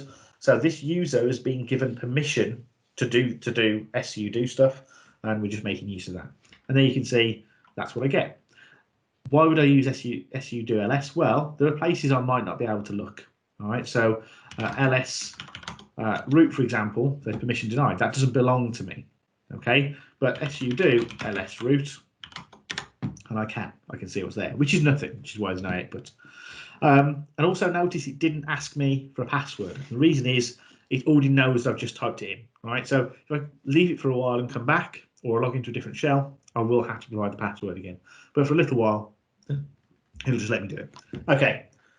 Right, so let's install LeafPad just as a demo. Apt install LeafPad. That's the Welsh version.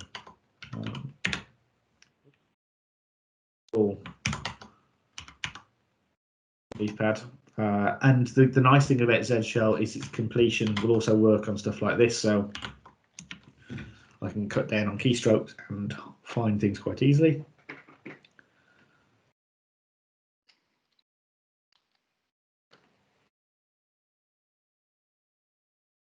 Okay.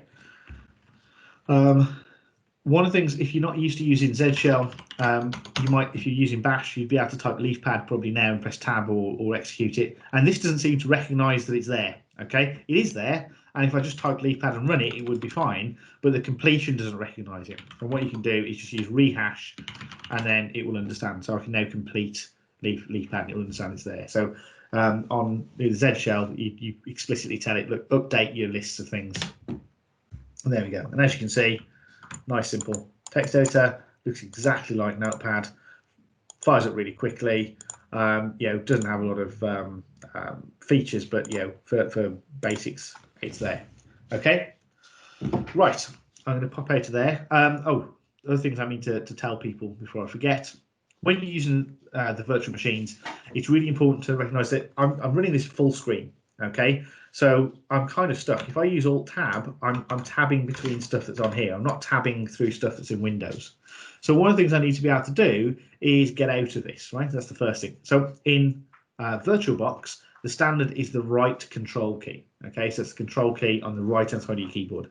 You press that once, and now I can tab out of there and into anything I like.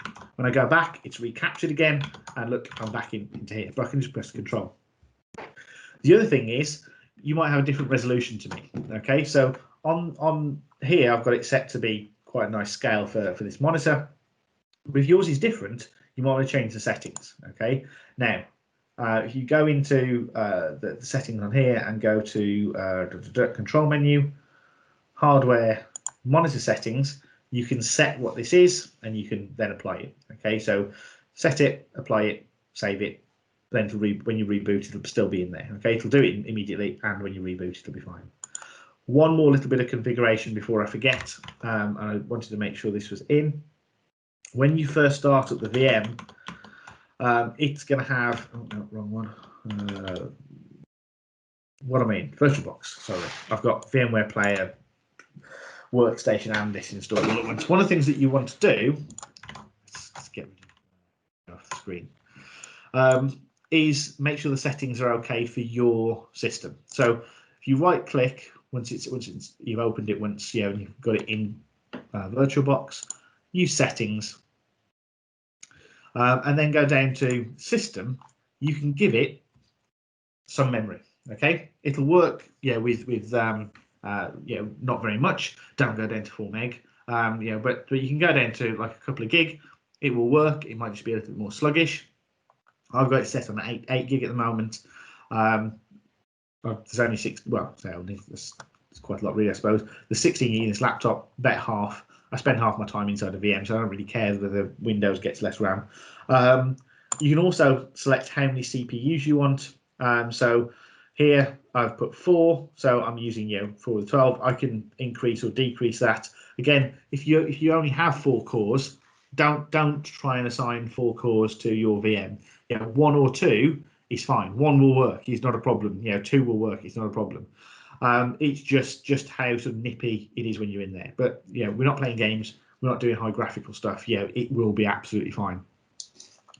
And I think that's about it, really. There are plenty of other settings and things. And do you know what? If you want to explore them, go ahead. The worst thing you can do is you can trash the virtual machine. Okay, and if that happens, you just download it again. Right? It's a nice safe space. Inside there, feel free to experiment. If you've got files you want to keep, that's obviously something to take care of first. But you can log into your OneDrive for the university, copy the files in there. You can SSH into something and send them somewhere. You can even, if you wanted to, plug in a USB stick and tell it to mount that inside and copy them across. There are various ways you can do it, but other than that, you go mad inside the VM as much as you like. Okay, any questions on the stuff I've just done? So some people want to know when the video will be out. I'll try and get it done sort of in the next few days. It doesn't always pop up in the, so all of these videos go into Microsoft Stream. They don't always happen instantly, so sometimes it's a day, sometimes it's a day and a half. But as soon as I've got it, I'll start chopping it up and doing it. I might put up a raw version, just like straight, this is the thing, and you can skip through. And then I want to chop it down and get sort of to the key parts as well, so that you can sort of just watch the bits that you're really interested in at the time. Another question was, what version of Linux is it? What Linux have you customized? Okay, so in here I'm using, I just realised I keep using another shortcut. I'm using Control, Alt and left and right to go between different desktops. So there are 4 virtual desktops. So that's 3, that's 2, that's 1. So the way you can find out, it's LXLE, which is a Debian derivative, but you can find these things out. So you can use uname-a to find out about kernel details. Okay, so if you look on there, you can see various bits and pieces about the kernel.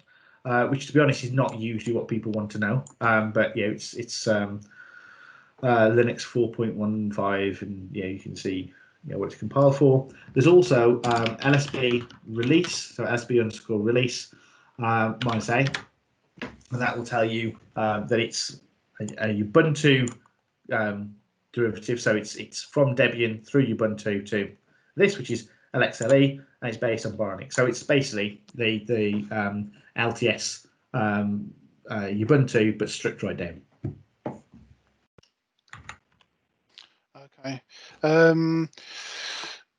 There's a few people that are having errors which I'm chasing up. I think they're trying to use VMware Workstation to open the image. Guys, it doesn't work with VMware Workstation right now. You need to use VirtualBox. It should, but I don't know. I don't know why.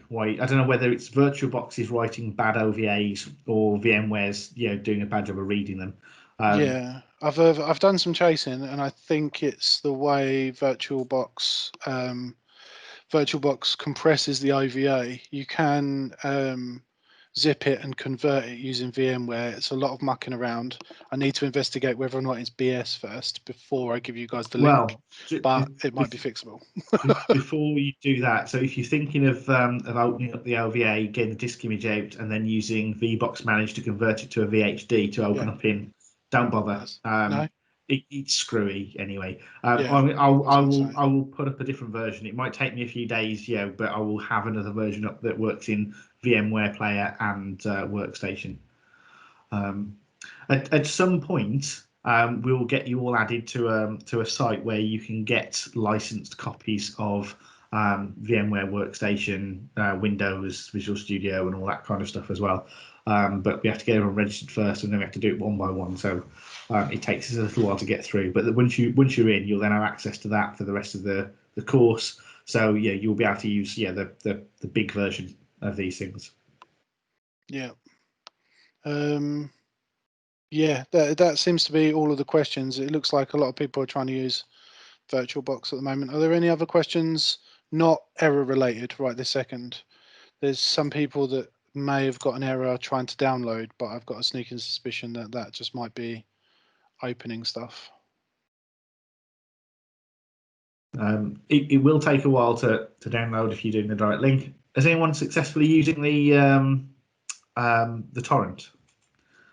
We did a test this morning, and it works. Even though it might be a little bit slow to start for some reason, but once it's up, it seems to be quite quick. Yeah, I didn't run the torrent. It looks like a few people have found that it's blocked, but okay. Oh well. Well, maybe we'll try and make another case for having it unblocked. It's one of those things that I a couple of times gone to IT services and said, look, we have genuine reason to do this, and then they point out that every time they unblock it, all they get is like 90% of the traffic suddenly turns to torrents, and it's definitely not university related. Okay, so this is a good question that I've just seen from Asim. What are the main topics that James wants us to go over and remember from today?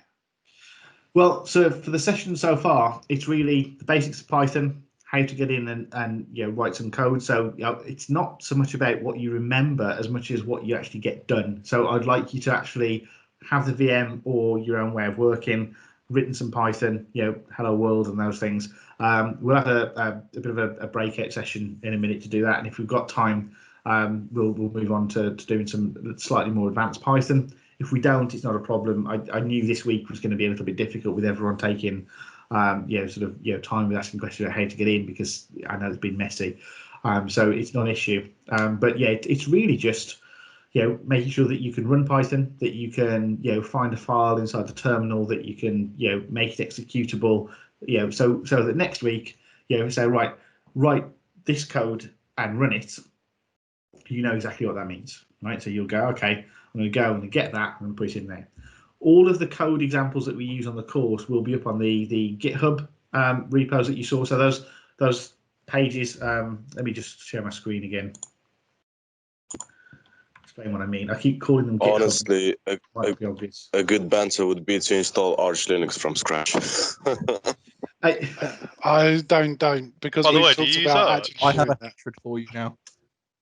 I use Arch, on my desktop at work, but I definitely wouldn't recommend. If this is your first go with Linux, then just use Ubuntu or LXLE, like the thing that's there. Arch is great, and it's very nice. I do like Arch, but it's definitely not this is the first time, unless you decided you're going to have a year off and just do that, in which case you might as well do Linux from scratch. But anyway, when I talk about the repositories and GitHub, I mean this. It doesn't look like GitHub, but you'll notice it is actually on GitHub, and it's the repository rendered as pages.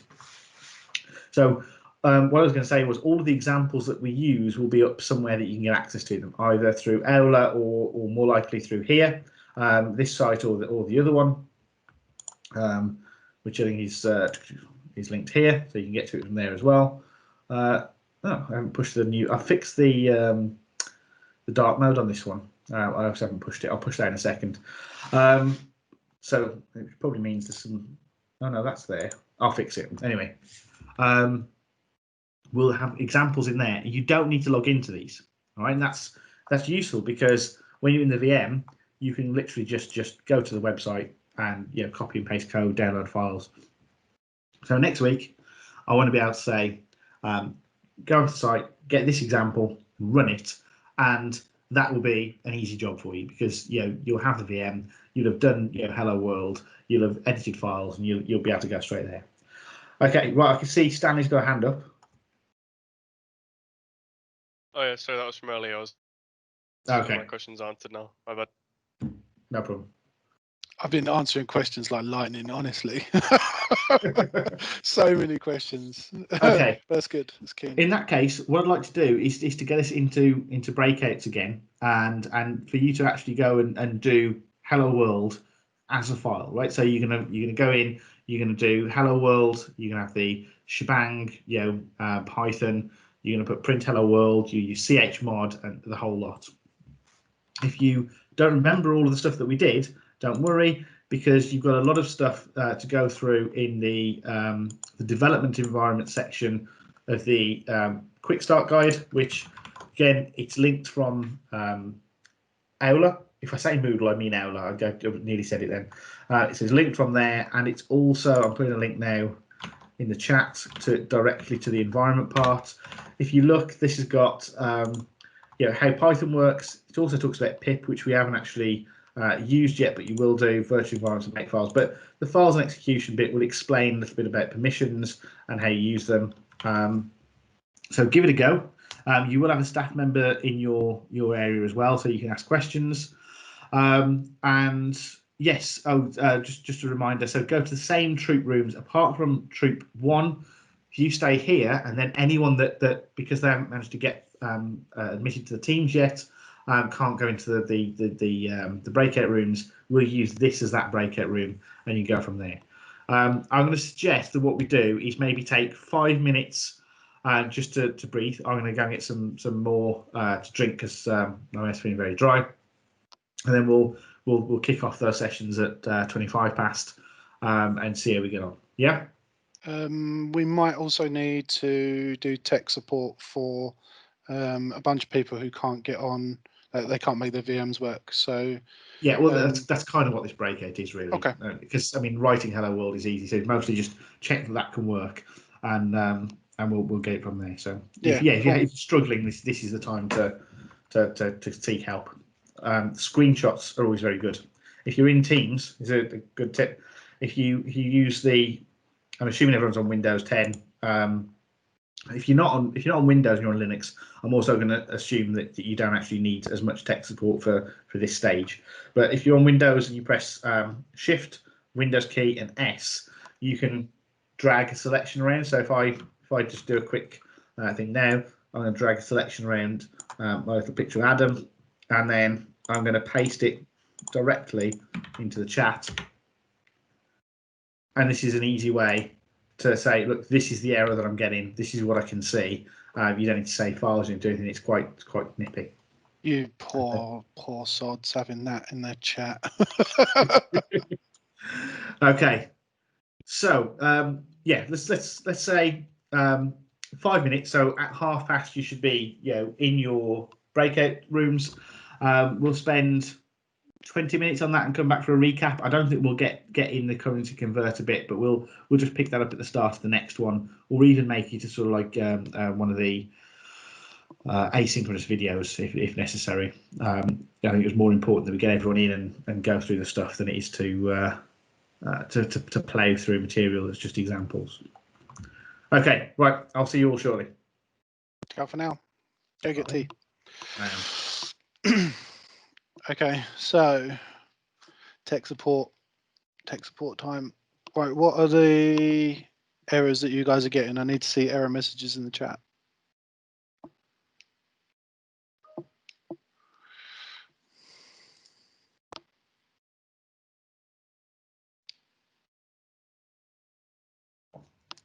Sorry. Hello there. Oh. Okay. It's okay. One at a time. I've got a question with the for the Mac. Sure. It's just because I'm for the display. Mm-hmm. I'm getting like this out issue where it's like really tiny screen and I can't see the text on it properly. Yeah. And then it keeps on saying it's crashing, saying that sorry, VirtualBox is unexpectedly like critted or something like that. That's weird. Okay. Is there any What is it? preferences? So it sounds like you need to make sure that some extensions are installed. Have you installed all of the extensions? Nope, I haven't got Kali on it either. You don't need Kali. You just need this image at the moment. I think does she need the VirtualBox extension pack? Probably. That's exactly what I'm thinking. It's the VirtualBox extension pack. Yeah, I need that. I'll grab you a link for it. Thank you. That's awesome. Okay, so everybody that is sending me a VMware Workstation Player error. Well, just a second, Omar. Right, so all of the people that are sending me VMware Workstation Player messages, you're using the wrong program. You need to go and download VirtualBox. It'll work in VirtualBox, right? Omar, what did you need? Yeah. Yes. Now, what should I do in the outbreak? You can go and get a drink, have something to eat. Like we'll be back at roughly past. No, sorry. No, I don't have the VirtualBox because if I have downloaded, I will not be able to listen clearly in the because it takes a lot of data. Okay. And so, should I just My advice would be make sure you got a pen and a piece of paper, take down pen and paper notes, and then try and do all of this stuff in your own time with the video plus your pen and paper notes. Does that make sense? So it's very important to try and get the physical experience of actually typing out code. And I can't stress this enough to all of you, actually code, right? Spend some time, maybe, half an hour a day just coding, and I promise you that all of this stuff will become second nature before your first year's out. That's the best advice I can give you. Yeah, I'm also gonna recommend using LinkedIn Learning. Yep, that's true. I forgot you guys get access to LinkedIn Learning, right? So definitely look at LinkedIn Learning. If there's anything you don't quite understand because we didn't explain it right, finding other sources is always the quickest way, because sometimes people just explain the same thing the same way again. Do you know what I mean? So finding other sources is always a good idea. There's a lot of YouTube channels that I recommend. If that's the way you guys want to go, I will make sure that you guys get a long list of those. That's fine. But in terms of MAC address policy, don't worry about it. Just copy your host, I think, is the one is, if I remember correctly. Tech support. Password, Adam, you'll know that, not me. Swordfish, all lowercase.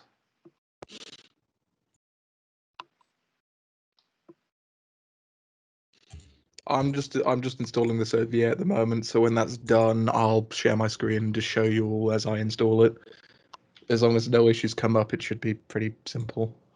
Zachary, are you still on the call?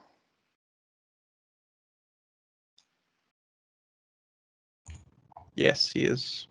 Okay, well, you have broken it amazingly. I have no idea what you've done. Nice work. He's enabled the hardware virtualization, so he just needs to click a tick box. Oh, really? I think so, yeah. Like, that tick box also has a did you do it yellow in your triangle BIOS on or it. did you do it in settings? He might it might just not even be enabled on his system in the BIOS telling from that error. Yeah, he So hasn't got every time virtualization. I've done it, I've had to do it in the BIOS. Yeah. Yeah, he needs to disable hardware virtualization in the BIOS when he loads up. Yeah, yes, that's what I'm thinking. Dinner for the VirtualBox for the VM. I've Yeah. just installed the extension pack, and it Yep. just keeps on saying like created unexpectedly again, like error. Can you get this specific error for us? Yeah, I was going to say, take a screenshot, post it in the chat for us. Okay. Because it just keeps on saying this problem, report for VirtualBox VM. Click to open the application again.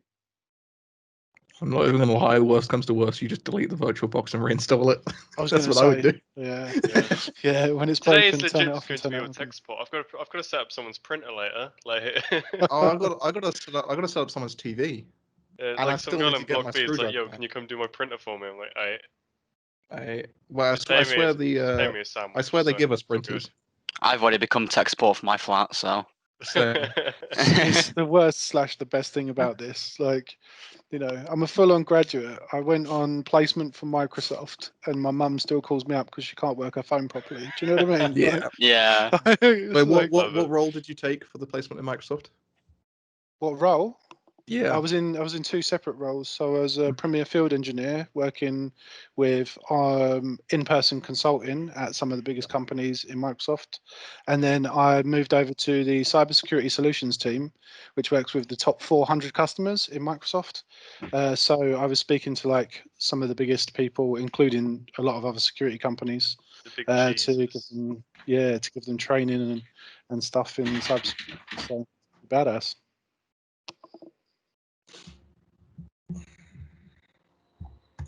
Why'd you ask? Were you just being nosy, or do you have friends? No, curiosity, because like Microsoft would be somewhere where like I'd try and go for a placement. Well, so the Microsoft or IBM would be my choice, but you know, obviously, it just depends what there is. Truthfully, if you want to do tech stuff at Microsoft, you might have to go over to America. Just saying. Yeah, which I want to do anyway. So. Okay. Yeah, I mean, when it comes to that time, make sure you got my contact information. I'll talk you through some of the process and see if I can help you optimize your CV for the job. But yeah, yeah. I think that I already know one person in Microsoft, and that was as Stan, you'd know, it's Sian John, which is the head of cybersecurity for Sean. the UK. I worked under Sean John. She's Yeah, she's nice. lovely. Yeah, she is. Yeah. Where did you guys meet her? The Cyber First Warwick thing. Ah, that's pretty cool. Yeah, she's awesome. She was my boss. So. Yeah, people saying in chat like anyone help with the lecture. Assuming we can go into the engineering building, which I assume we probably would because it's quite big. We'll set up just somewhere, just sit down. If you have issues, come over. Yeah, the only problem that we're going to have is how the COVID rules work and such. Worst comes to worst, we'll look really sketchy outside. I was going to say, yeah. We look really sketchy everywhere. So. Yeah, you also have to remember that groupings of more than 6 is illegal. So we're going to be in separate groups of 6. Don't worry. I was going to say no, because it can be a group of 6, then a group of 5, then a group of 6 with someone else. It doesn't, you know. Like... Exactly. Yeah, Like I Jack. say, Regarding make that, sure just you look got around on LinkedIn Learning. Yeah, the LinkedIn Learning thing's so good. Yeah, I'm doing the ethical hacking path just because I can. It's just I just did good one on with managing cap. stress because.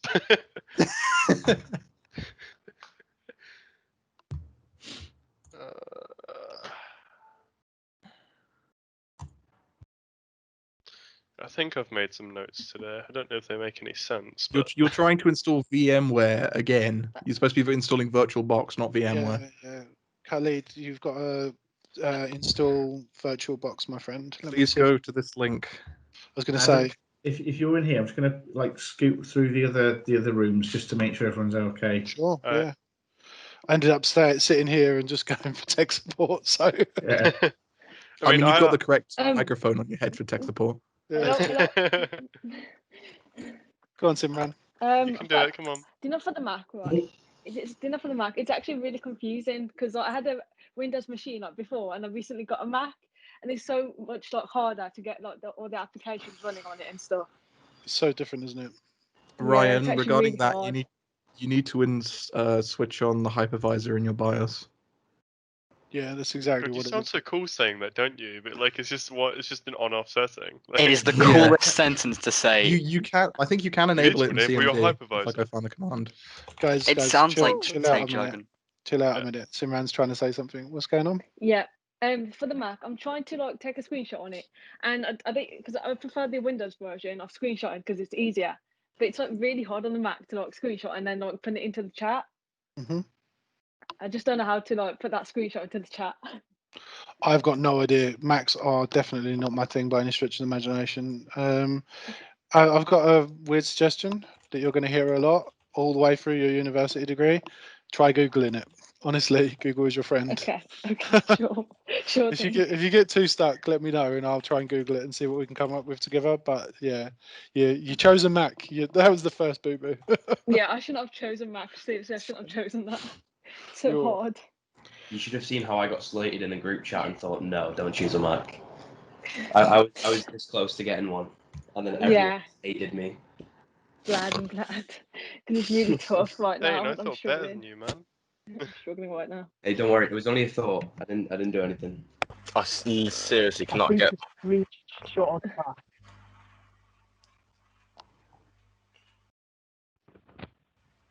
Have you got anything on the one Ellis posted, Adam?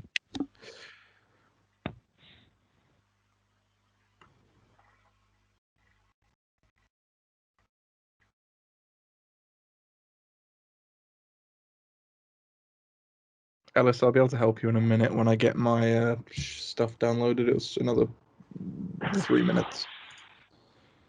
It only takes like 30 years to download.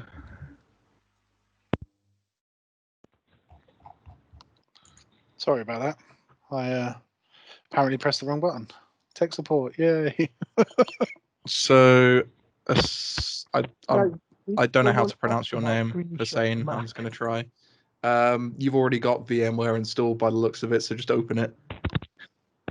Well, not VMware, I mean VirtualBox. You've already got it installed. Did we fix the other error? Ellis has got an error. Yeah, I saw that. I don't know the fix for that one, though. No, me neither.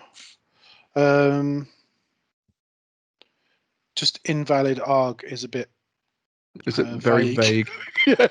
Out of curiosity, just untick the import hard drives as VDI. Because there's an additional option. We'll just see if it works.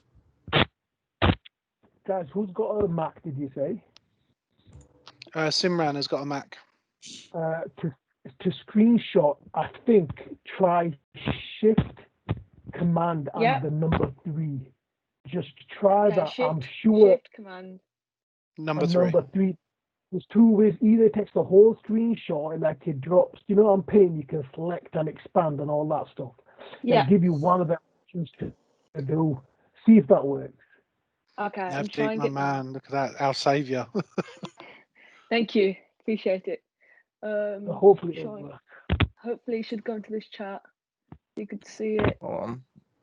Please work. In a second, I'm just going to not screen share, but like bypass the way they've got doing it and show me installing it, see if it'll just work for me.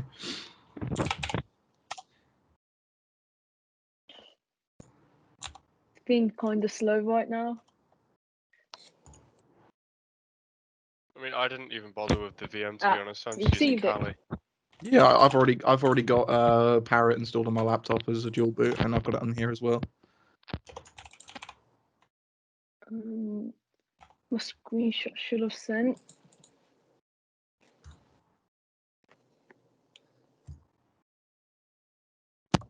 Yeah, I feel like a lot of these problems are VirtualBox problems and not installing the extension package. Yeah, you need to make sure you all have the extension package. I put the link in there before. It's on the same page.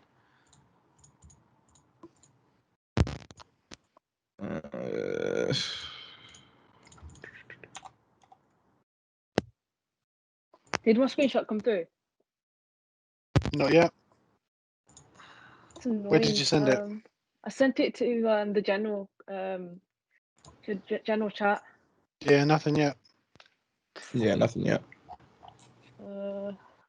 I don't know what I'm installing for my fucking Chromebook. I might just wait for my Windows fucking PC to get all going. I mean, Adam, worst comes to worst, we figure out how to break in a Chromebook and get paid like 100k because they've still got that bug bounty up.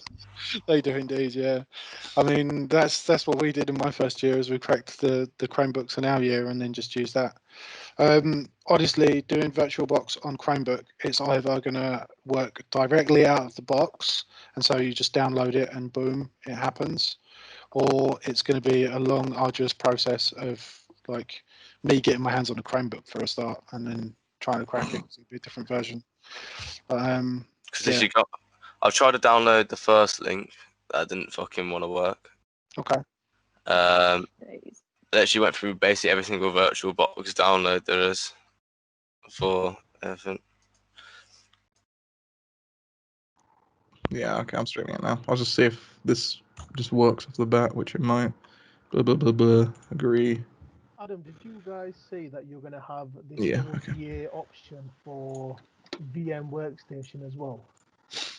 We're hoping to have it working for VMware Workstation, just because traditionally VMware they tend to give us free keys for a lot of the products, which is pretty badass. Go there, Ellis, and go there. And they're a really good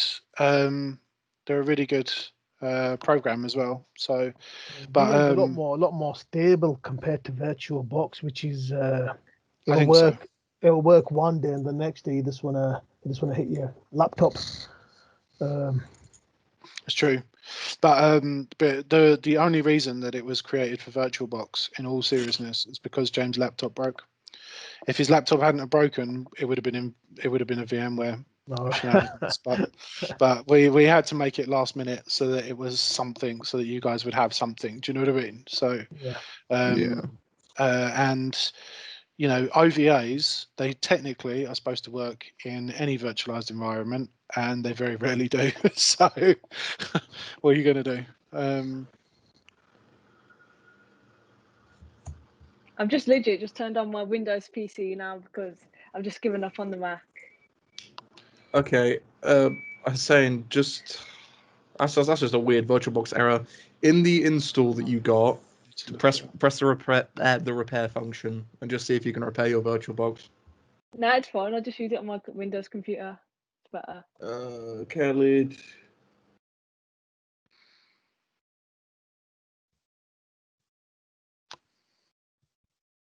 Oh god, VirtualBox has so many errors. I know. Sorry, Mr. Adam. So I have downloaded the Oracle VM VirtualBox Manager, and I just see references, import, export, a new add. So which thing should I do? Like, what Have you downloaded the OVA? OVA? Yeah, What? have you downloaded the file? Where is it, the OVA? Do you know that website? Do you know the repository website? What's it called now? The GitHub. The GitHub site. There's an option on there, Omar. Let me give you a link. Let me give you. Have you got that? No, I didn't. I'll shove the link. I'll shove the link in chat. Just drop the. Please go there and just click the first one if you don't have a BitTorrent or you definitely do not have a VPN to get the torrent. So now I should get the BitTorrent. Should I download the BitTorrent? No, you probably won't be able to access it. Use if you can see my webcam, use the first one at the top. Yeah. Virtual machine can be downloaded here. Just download that. It'll download in your browser. Virtual machine, yeah. Yes. 3.5 gigabytes. Yes. That's the one. It'll take a few minutes, but it'll do you right, I think. I think Adam meant to say it's going to take a few hours, man. It depends, I guess. Yeah, it's like I have. thing is, we can hear it in your microphone when stuff starts happening. Asim, I have put in a paste in chat for the VirtualBox com error problem. There should be a fix for it in that. If that still doesn't fix it, let me know and we'll see if we can work out other ways of doing it. If the repair didn't work, I mean. Adam, I've got a non-technical question for you. Sure, go for it. You know, with the library, obviously we have to book in advance. Now, do you know when it comes to the on-site lectures, campus lectures, there's no pre-booking for them. If it's on your timetable, Yeah. you can attend them. Is that correct? Yeah. Right. As long as it's pre-booked on your timetable, they're expecting you for whatever reason, right? Right. Okay. No, that's fine. So yeah, you Yes, shouldn't have to pre-book anything. That's fine. Regarding this as well, Mr. Adam, so Yeah, of course. my timetable like have like 3 classes tomorrow, like all the groups, I think. So I have Yeah. the classes from 9 a.m. until like 4 or 3 p.m. straight away. Okay. Yeah. So what should I attend, like, because I have some enrollment issue as well. So should I go from the area one? That sounds like you've got a timetabling error. It should be sorted out by tomorrow, so double check tomorrow morning. If it's not, go to whichever one suits you. I would normally go to the earlier one personally because they'll tell you that something's broken. Basically, they'll tell you that it's broken. Yeah. They'll tell you in either session, to be honest. But because registry is so far behind right now and they've not been able to establish all of the groups, I think that's why everyone's timetable looks a little bit weird and there's just everything in there. So everybody's sessions are in everybody's calendar rather than certain groups worth of sessions. Does that make sense? Yeah. All right. Cool. How many people will LS, be in I the know the sessions feeling. though? Sorry, go on, Superman. Sorry. Sorry. How many people will be in the sessions though for like if it's on campus? Like how many people? So now this is the thing. I'm not 100% sure. When I was hearing about it first time, they were talking about only having 12 people in a session at a time, which is insane. Okay, 12 people, all right. Yeah, but normally what they would do is we would break up the whole cohort into sort of three 40 people sessions. Does that make sense? So yeah. It's going to likely be anywhere between sort of 12 and 40.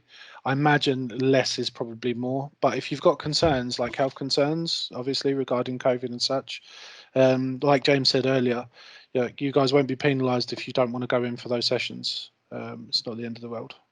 Okay, all right. I think, just making sure. I think the thing is, Adam, from today's actual first full-on lesson, people are really going to miss lectures. I mean, there's a lot of people have struggled with the lagging and everything else, and it really puts things into perspective, online versus campus lectures. I mean, I've not had a campus lecture yet, but just guessing from today's experience, a campus lecture will probably be a million times better. Yeah, well, personally, for me, campus lectures, the only bit that you're really going to miss out from that is the social element, which we're trying to augment from with stuff like the Discord channel, and because that's completely student run. Do you know what I mean? No, there is the odd professor on there, like Tono's on there, but only so that he can send all of the memes that aren't work appropriate. Do you know what I mean? It's right. it's not a place to be policed. So that's kind of like a way to augment some of the social element. Everything else we're trying to put in as many different types of support as possible, including question and answer times and all sorts of stuff. If you've got any suggestions though, let me or James know. And No. I mean, I'll be honest with you. On one aspect, it's actually a lifesaver as well because I'm going to be traveling into Coventry, and it's a long distance. So for me, twice a week, you get the best of both worlds, really. But I just want to make the most of it while I'm going to be on site. So it's just a case of just staying from morning until evening, and then just driving back, just to make most of it. Use the facilities, and then the rest of the week just online and self-studying. I'm just reading the chat. Sorry, I wasn't entirely listening to that. I'm terrible.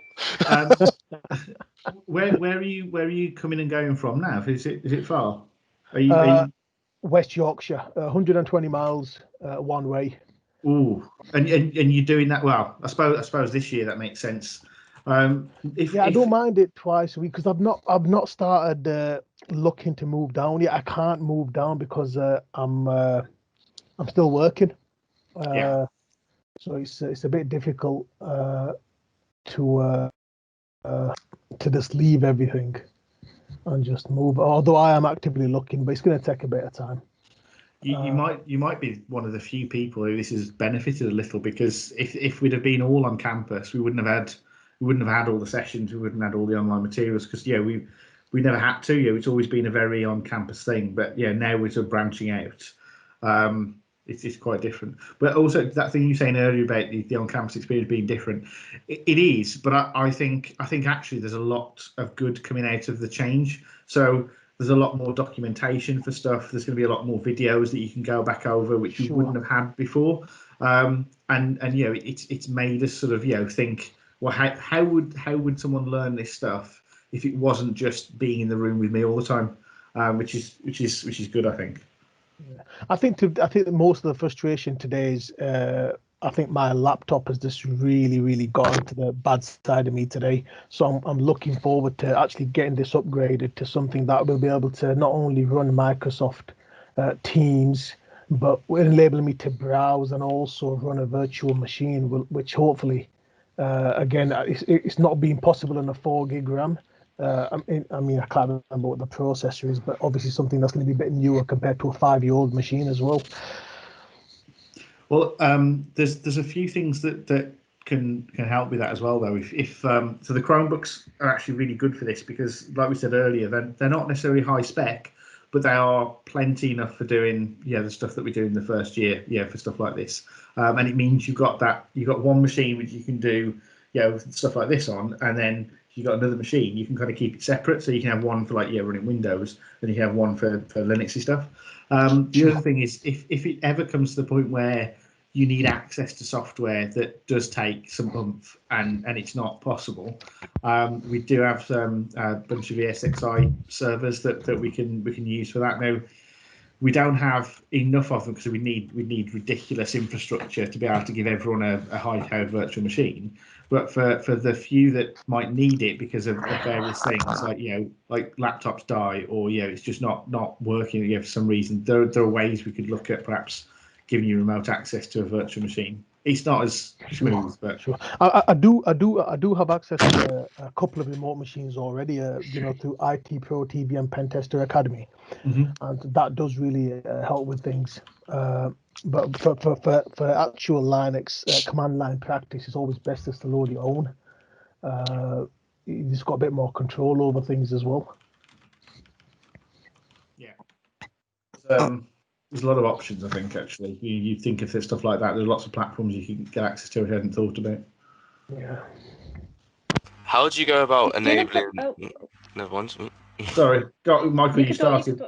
How do you go about enabling Linux apps on Chromebook? So I'm waiting for the new version, the one that you're going to get, because we'll have a version like a what do you call I'm going to say a copy of a Chromebook. That's not right. That's software. I've got a Chromebook right now. So if you've got a more recent one, the old way to do it was you'd build like a CH root environment and go on there. But I think it's a lot easier now, because I've been looking through the tutorials. I just haven't had a chance to try it. What I'm going to do is I'll get one, hopefully the next couple of weeks, and then write a tutorial and video on doing it. But let me see if I can find the link I was looking at.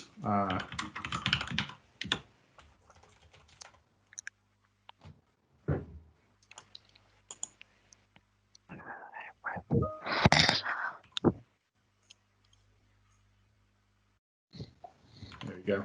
So it used to be quite a complicated sort of set, not complicated, but a sequence of steps. It looks like now, and I'm hoping it really is going to be this easy. You just go to settings and turn on Linux. Yeah. So when I go into it, it says Linux beta, and it says run Linux tools, and I click like the arrow. I know it says someone saying just switch it on. It doesn't actually have that option for me. It has like manage shared folders, USB preferences. Like it doesn't have just an easy switch on. Right. Is the Chromebook like more than a year or so old? I think it was this year. Okay. It might be worth looking just to see what version it is, because older ones, I'm trying to remember the name of the script that I used to use to do, because there's a script that did it all quite nice. Or just. I think I don't know. I might need to check if I need to update it. To be fair. And I'm going to try and just. I'll remember it in a minute. There used to be Crouton. So if you look for Crouton, that was the other way to do it. So what you'd do is you'd put it into like a development mode to start with, where you'd be allowed to do like other kinds of development. So you'd be able to run other operating systems. So what would you do? I'm going to look at the instructions now. So you turn it off and then hold the escape and refresh keys while you press the power button. And then once you're in the mode, press Control D, and then you can turn off OS verification. Then you can go on from there. So I'll send you that link as well about Crouton, just in case that's useful. Does anyone have the Discord link lying around? Sorry, just to post in chat again. Oh right, I have the terminal already. Oh, 1 second. Right, no, it's already enabled then for me. Never mind. Okay. Maybe if you're about in the next couple of days, we can have a look on campus, because I'll be there. If not, if not, try the Crouton thing maybe. But usually it's quite. I'd always say to people like, don't worry about the Chromebooks because you can always power wash them outside. Excuse. But that's different if it's your own. Dylan, are you trying to ask a question? Yeah. Can I just check like what was all the stuff I needed to install again, because it's not working. Sorry. VirtualBox, and then download the virtual machine. I got the VMware workstation. I got the VirtualBox. What was the other thing? Sorry.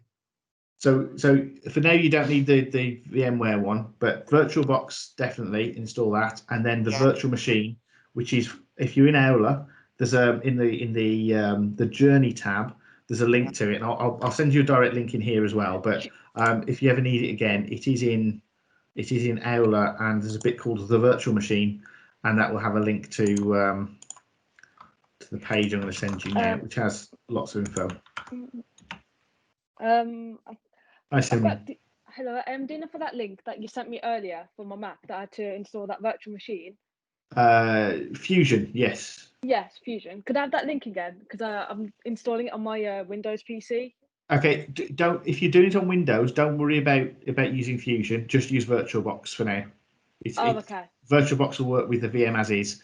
But for some reason, they should be compatible with OVAs, but for some reason, VirtualBox's OVAs aren't being read by VMware. So I'm trying to solve that problem so we can have both versions for everyone. But I plumped for sticking with VirtualBox in the meantime because it'll work on Mac, Windows, and Linux without too much difficulty. Whereas the VMware player, you kind of need Fusion. And honestly, I've never used Fusion, so I don't know. Okay. I don't know how to guide you with it. But VirtualBox should be fine. Yeah, and for the Linux as well. Like, do I have to install Linux on it, or? So once you've got VirtualBox installed, you can download the Linux virtual machine from the link I've just pasted it in for Dylan. So it's still in the chat now. Look, it's the GitHub, blah blah blah blah blah, and then it's got at the end VM. In there, it's got a link to the VirtualBox download, and it's also got a link to the virtual machine. So when it says you can download it here, that's the link. And there's a BitTorrent version, but people are saying that if you're in halls, you might not be able to get the BitTorrent version. So just download the main link. Okay, thank you. Okay, Lawrence, we're kind of done with the session anyway. This is just sort of the wrapping up with a few tech support questions. So if you don't need tech support like now, you don't have to stay until the end. We're not going to cover any more material. Normally, we would have like a wrap up session, but it's more useful at this point to make sure everyone's up to speed with the VM so that we can hit the ground running next week. Can I just ask a non-technical question before I go? Yeah, of course you can. Do we have any M69 regular users here by any chance? I take that as a no then. I don't. You might want to post that up somewhere where people might spot it. I think people are going to be drifting out at this point, so you're not going to hit. No, everyone. good idea. The Discord chat and there's a Facebook group as well. that for ethical hacking that has years of graduates on there. Somebody is likely to be into whatever you're into. Like it's just the way of the world. Do you know what I mean? Like years and years worth of old graduates are on there. So yeah, check them out.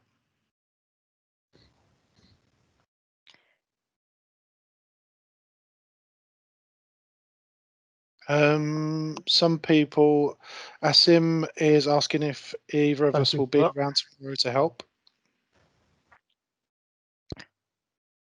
Can't hear you, James.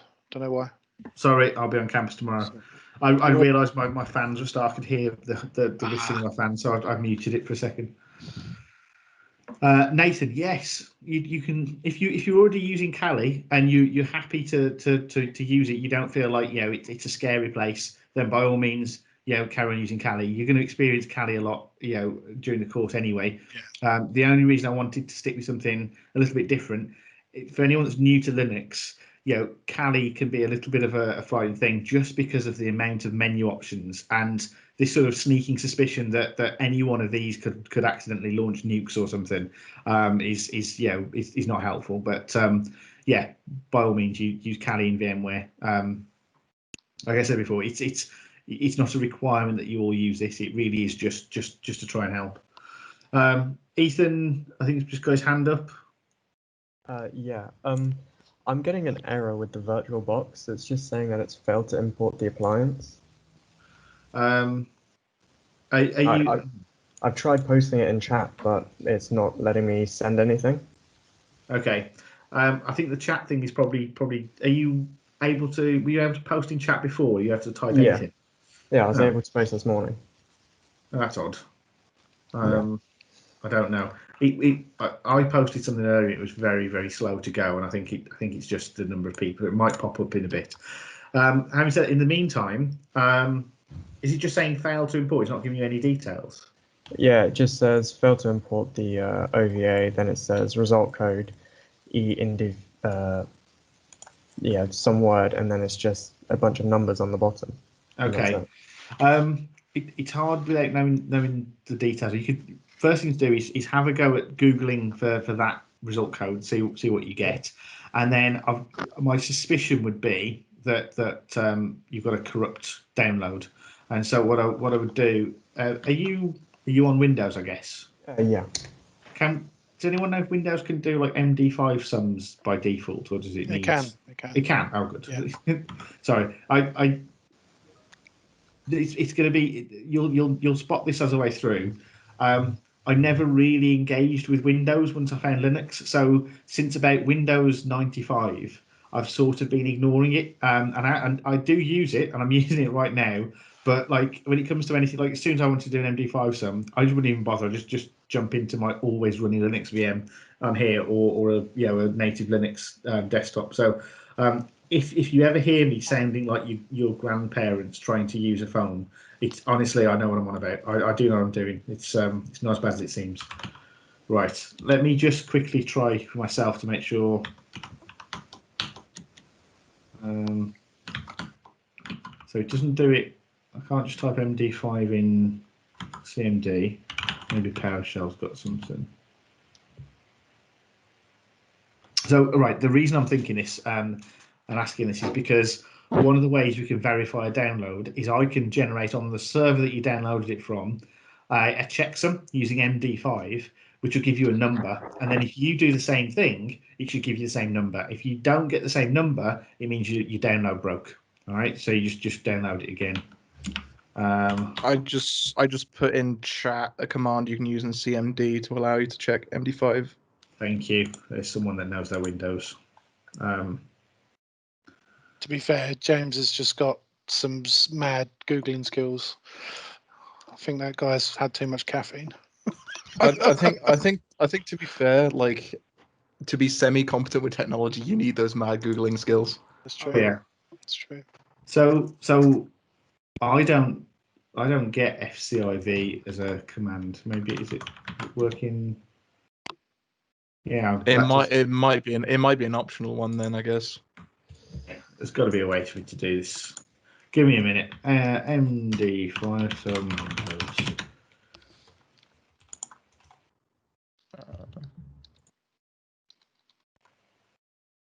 surely must. I mean, there must be a way. It's like basic stuff.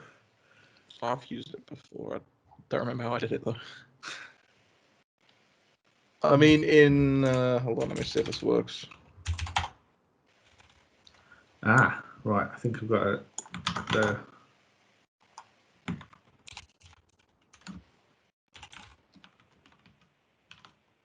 Oh, my chat just reset. That's helpful. Yeah, it's really slow. If the one I put in chat should do it. You can do as well get dash file hash on PowerShell and enter a file name. Okay. So I've just, the cert util, is that the same one you? Yeah. So I've just found that one as well, and that seems to be working. Although it's taking its time because it's a big file.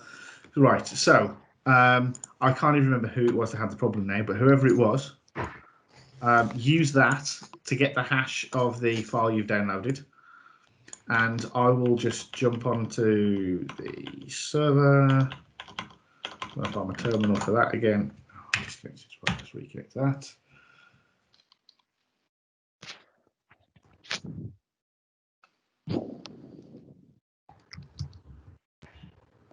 Okay.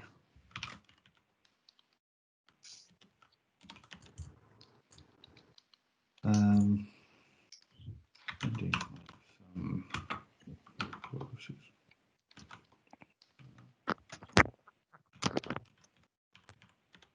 in a minute, if you go to the same path you downloaded it from, but just take off the file name, so take off the 4061 blah blah blah blah, and just get the directory listing.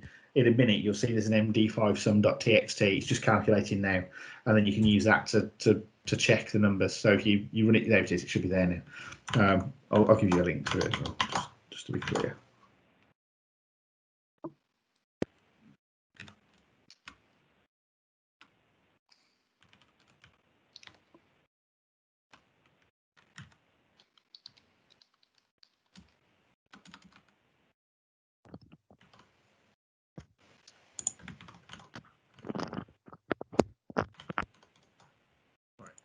There you go. So if you look in there, you'll see that it's got the file itself, the MD5 sum, the torrent, which some people can't use, and also a zipped version of the torrent because some people couldn't download something with a .torrent extension, but the zip file works. Okay, I'm just going to get through some more of these questions while we're here. So switch tabs. Jamie Pepper, you got your hand up? Yeah. Hi, James. Hi. I'm still experiencing issues. I'm good to start. I'm still experiencing issues with the VirtualBox error. It's like it's telling me that it's failed to import the appliance. Yeah. And I reinstalled VirtualBox, tried googling the error, and they're just basically saying that something to do with 1 second. I've lost the page now. 1 second. Is it Hyper-V? No, it's VirtualBox. No, but I mean, is the error to do that? Because like sometimes having certain things enabled or not as I spoke today because I sort of knew that I probably have issues having it enabled and trying to. 1 second. So that when I Google it, it just says it seems to be a generic device error, i.e., a problem with USB media rather than the OVA file. Try copying the OVA file onto an internal drive before importing, which is what I've done, and that's from VirtualBox forms directly. Okay, that's okay. So that it sounds like if it's running on your hard disk, it's definitely not that. It could, in fact, it could still be the same problem as someone else is having with the broken download. So if you do the same thing, that's the first check really, is make sure the file's okay. So in the chat, you'll see there's the link I just put up, which will get you the MD5 sum that calculated at my end, which is the working version. And we know that because Adam's downloaded and tested it, and other people are using it. So we know that that's okay. and then Oliver posted a thing. It starts with search util. If you use that, you can then calculate the hash of the OVA file at your end, and those two things should be identical. And if they're not, it means that the download got corrupted on the way. Right, okay. Thank you. There's no problem. That's the first bit of debugging. If that doesn't work, let me know. We're not going to be in this session for long now, really, because we're already over time. But just message me, email or on here. We'll get to it. Right. Who else got hands up? Let me just switch back to people. James Harvey. Do you still have a question, or is that from before?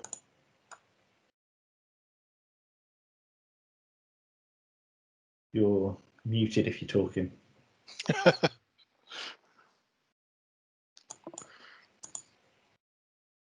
Okay, I'm going to assume that there is a James has just put something in chat. Actually, he says he has this error: fatal no bootable medium found, system halted. Okay, I'm going to say the same thing. Test that bit first, right? Because that's a good check. Yeah. But also, just to be clear, are you in?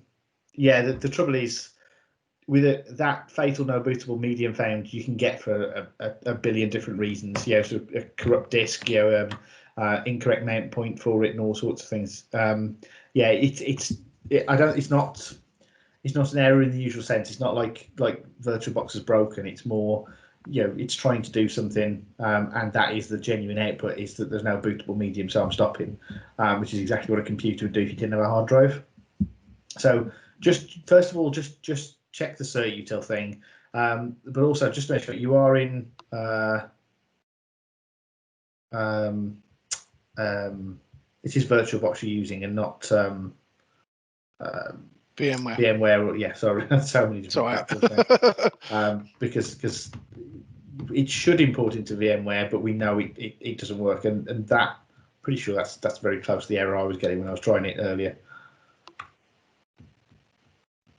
Yeah, I was getting something like that. That's why I've been saying, like, definitely make sure it's VirtualBox that you're using. You know, they're not the same thing. Not that they're not. So if it is VirtualBox, I think definitely check the hashes and see what's going on there.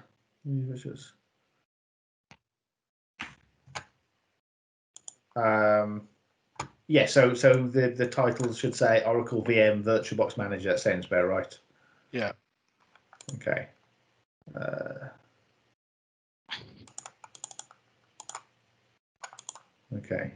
Okay. So James, the hashes. We're talking about calculating a checksum, if you like. So what we're going to use is the MD5 hash. I'm just looking at your screenshot. So give me 1 moment. Zoom in a little bit.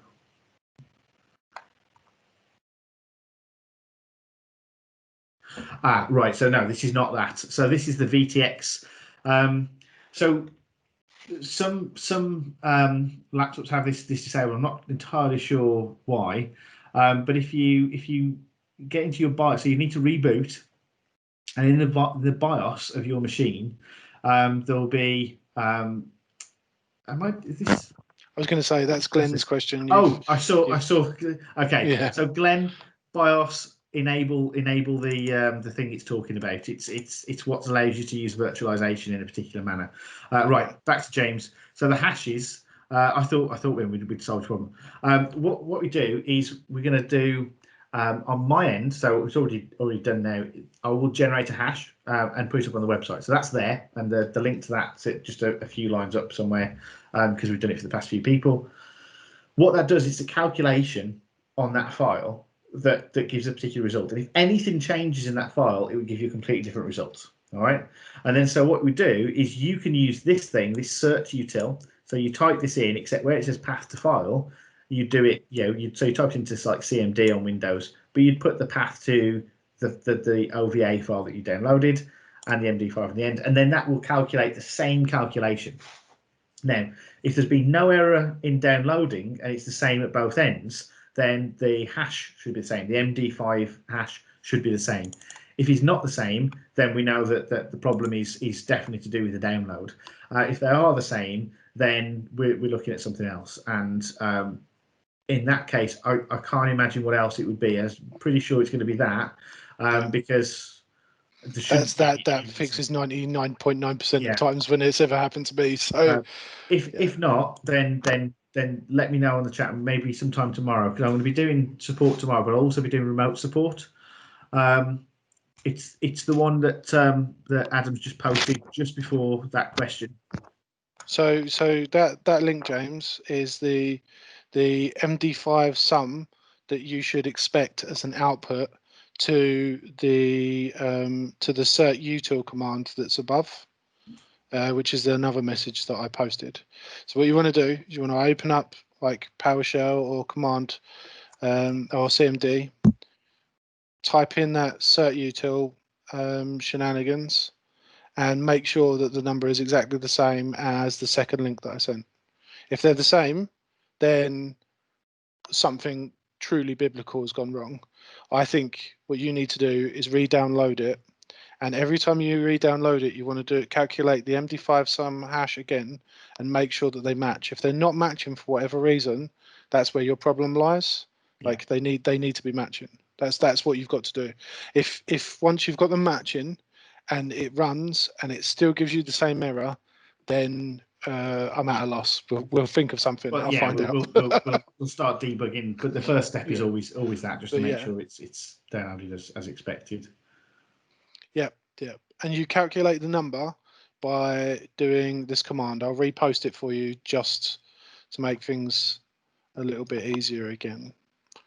But you literally type this command into command prompt or PowerShell, and it will give you the MD5 hash of what you downloaded. You just have to change the path to file bit. Does that make sense? So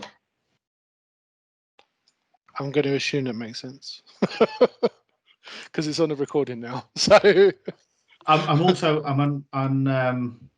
on campus tomorrow. So if you doing support, so if it still doesn't work tomorrow, we can debug then. Either if you come in onto campus, that's fine, or if not, I'll be posting up something on Aula with a link to Teams somewhere to just offer support. So James, when you say you're not sure if you have that downloaded, what is that you might not have downloaded? Search util you don't need to download. If you're on Windows 10, it's definitely there. It might be on earlier versions, but it's definitely on Windows 10. You just type that into command prompt.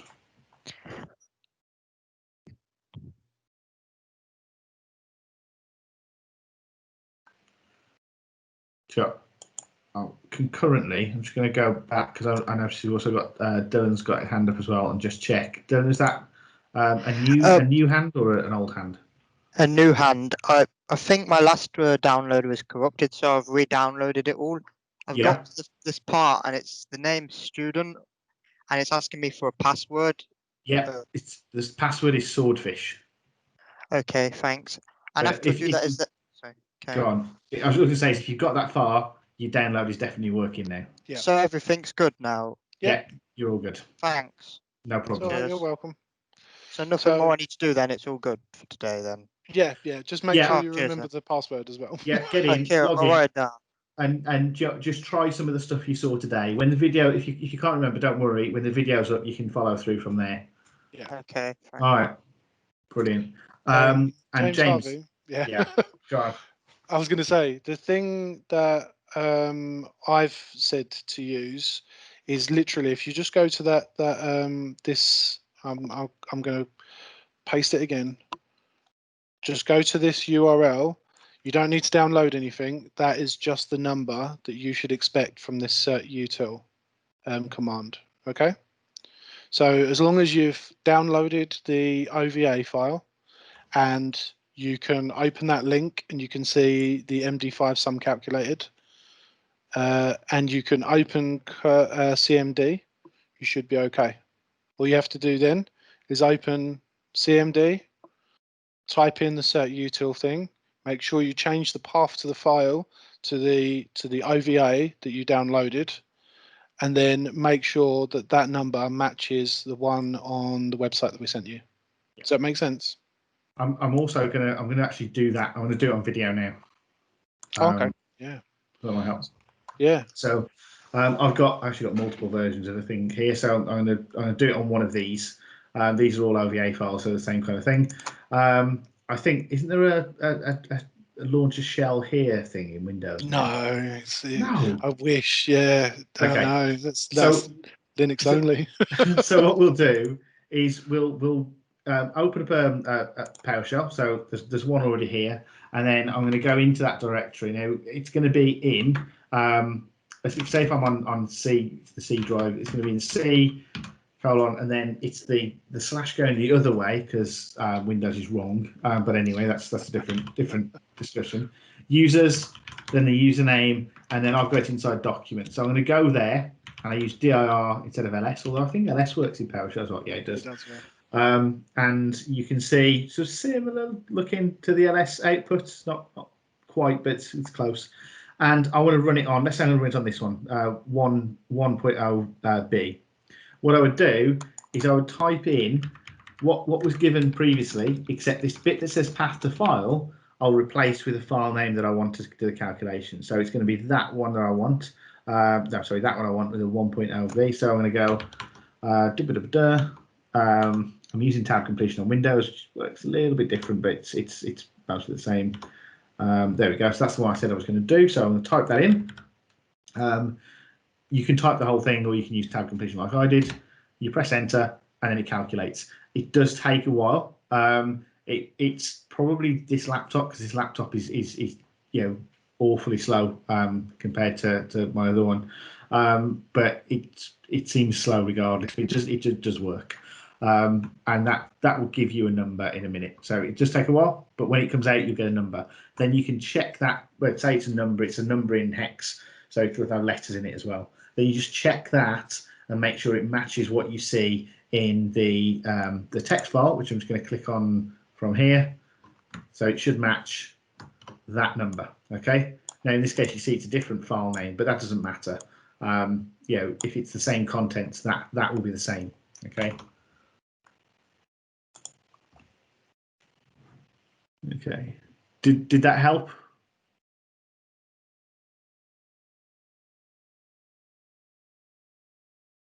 I'm hoping that it doesn't make sense being 3 minutes ago. Yeah, it was. It's now two procedures. Yeah. We're waiting on a response to whether or not the video was any good. Hi, James. By the way, thank you very much. I've now fixed it.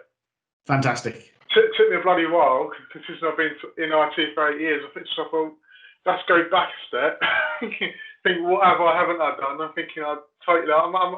That's the reason. I'm just tired. As long as it's working, it's honestly, if you ask me, that the whole of computer science, and particularly cybersecurity, is mostly spent trying to work something out and then realizing and going, oh yeah, that's what it was. Programming particularly. Perseverance. Yeah, definitely. James, don't worry. Are you on campus tomorrow, or are you available tomorrow in the support session time? That's what I was just about to type in. Because even if you're not on campus, we can always do a remote chat. If necessary, we can even do like a one-to-one. You will, because the rooms that you're booked into will be the rooms I'm in. You might not be in exactly my room, but if you're not, I can't remember who else is on tomorrow. But let them know, and I can pop out and come in. So just tell them that you're hoping to see me, but you've got like a 1 in 2, 1 in 3 chance it'll be me in your room anyway. But I can always come out and find you. And if you're not on campus, we can always do a one-to-one video chat and do screen share. And I can literally walk you through the process. So don't worry. But I can't do tonight because I've got to get into another meeting. But tomorrow we can do it. Okay, Glenn. Yeah. Good luck with the BIOS thing. And yeah, tell me if it goes well. Yeah, just remember, guys, we are available if you need us. Like James is going to be in tomorrow. You can always drop me more messages. Like, don't be frustrated. It's all right. We'll get you there. It's only a matter of time. There's only so many errors, right? Khalid, that is exactly the right attitude. You're getting all sorts of errors, so that's good. Yes, if you're getting errors, you know you're on the right track. Exactly. Fixing errors is one thing. Fixing nothing is hard. Yeah. Yeah, fixing dead air is a nightmare, but fixing errors, you can win. James, it might not be your install though. I think the chances are it's the download, the OVA file that you downloaded from the server. If that's corrupted on the way, which can happen, unfortunately, with such a big file as well, it can happen, and it's clearly happened to a couple of other people. It just won't work. So you could just download another copy. The trouble is, it's oh yeah. In that case, yeah, go ahead. You could do that in the meantime and give it a go, and see what happens. It might well fix the problem anyway. But it's more about. I mean, if you download and it works, that's brilliant. If you download and it doesn't work, it might be the same problem again, and that's why we'd use the hash to try and work it out. Yeah, James, I'll send you. I've got it. I'm already on it. You're fine. There you go. Look, done. That's the files, and this is the walkthrough stuff. Oh. Also, Khalid, you said it's the third time trying. So if you are you having problems, you can send us a screenshot. We might be able to help debug. If it's a problem, after you run it, it won't run the virtual machine.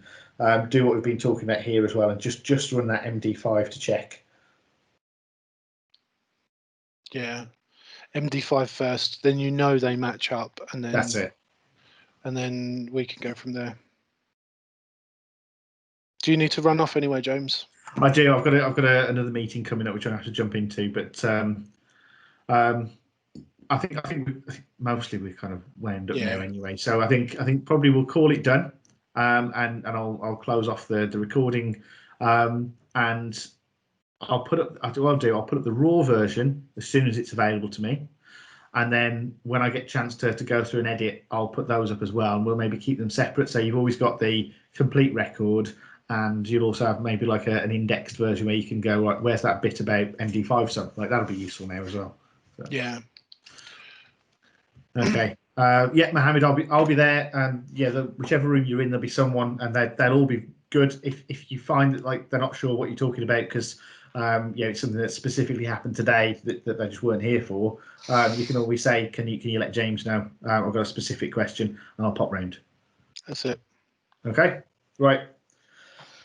Well, take care. Thank you all, and I'll speak to you all again over the next few days, I'm sure. And if not that, then I'll see you all same time next week. Yeah. Ciao for now. Bye bye. Now I have to try and work out stop recording. That's the awkward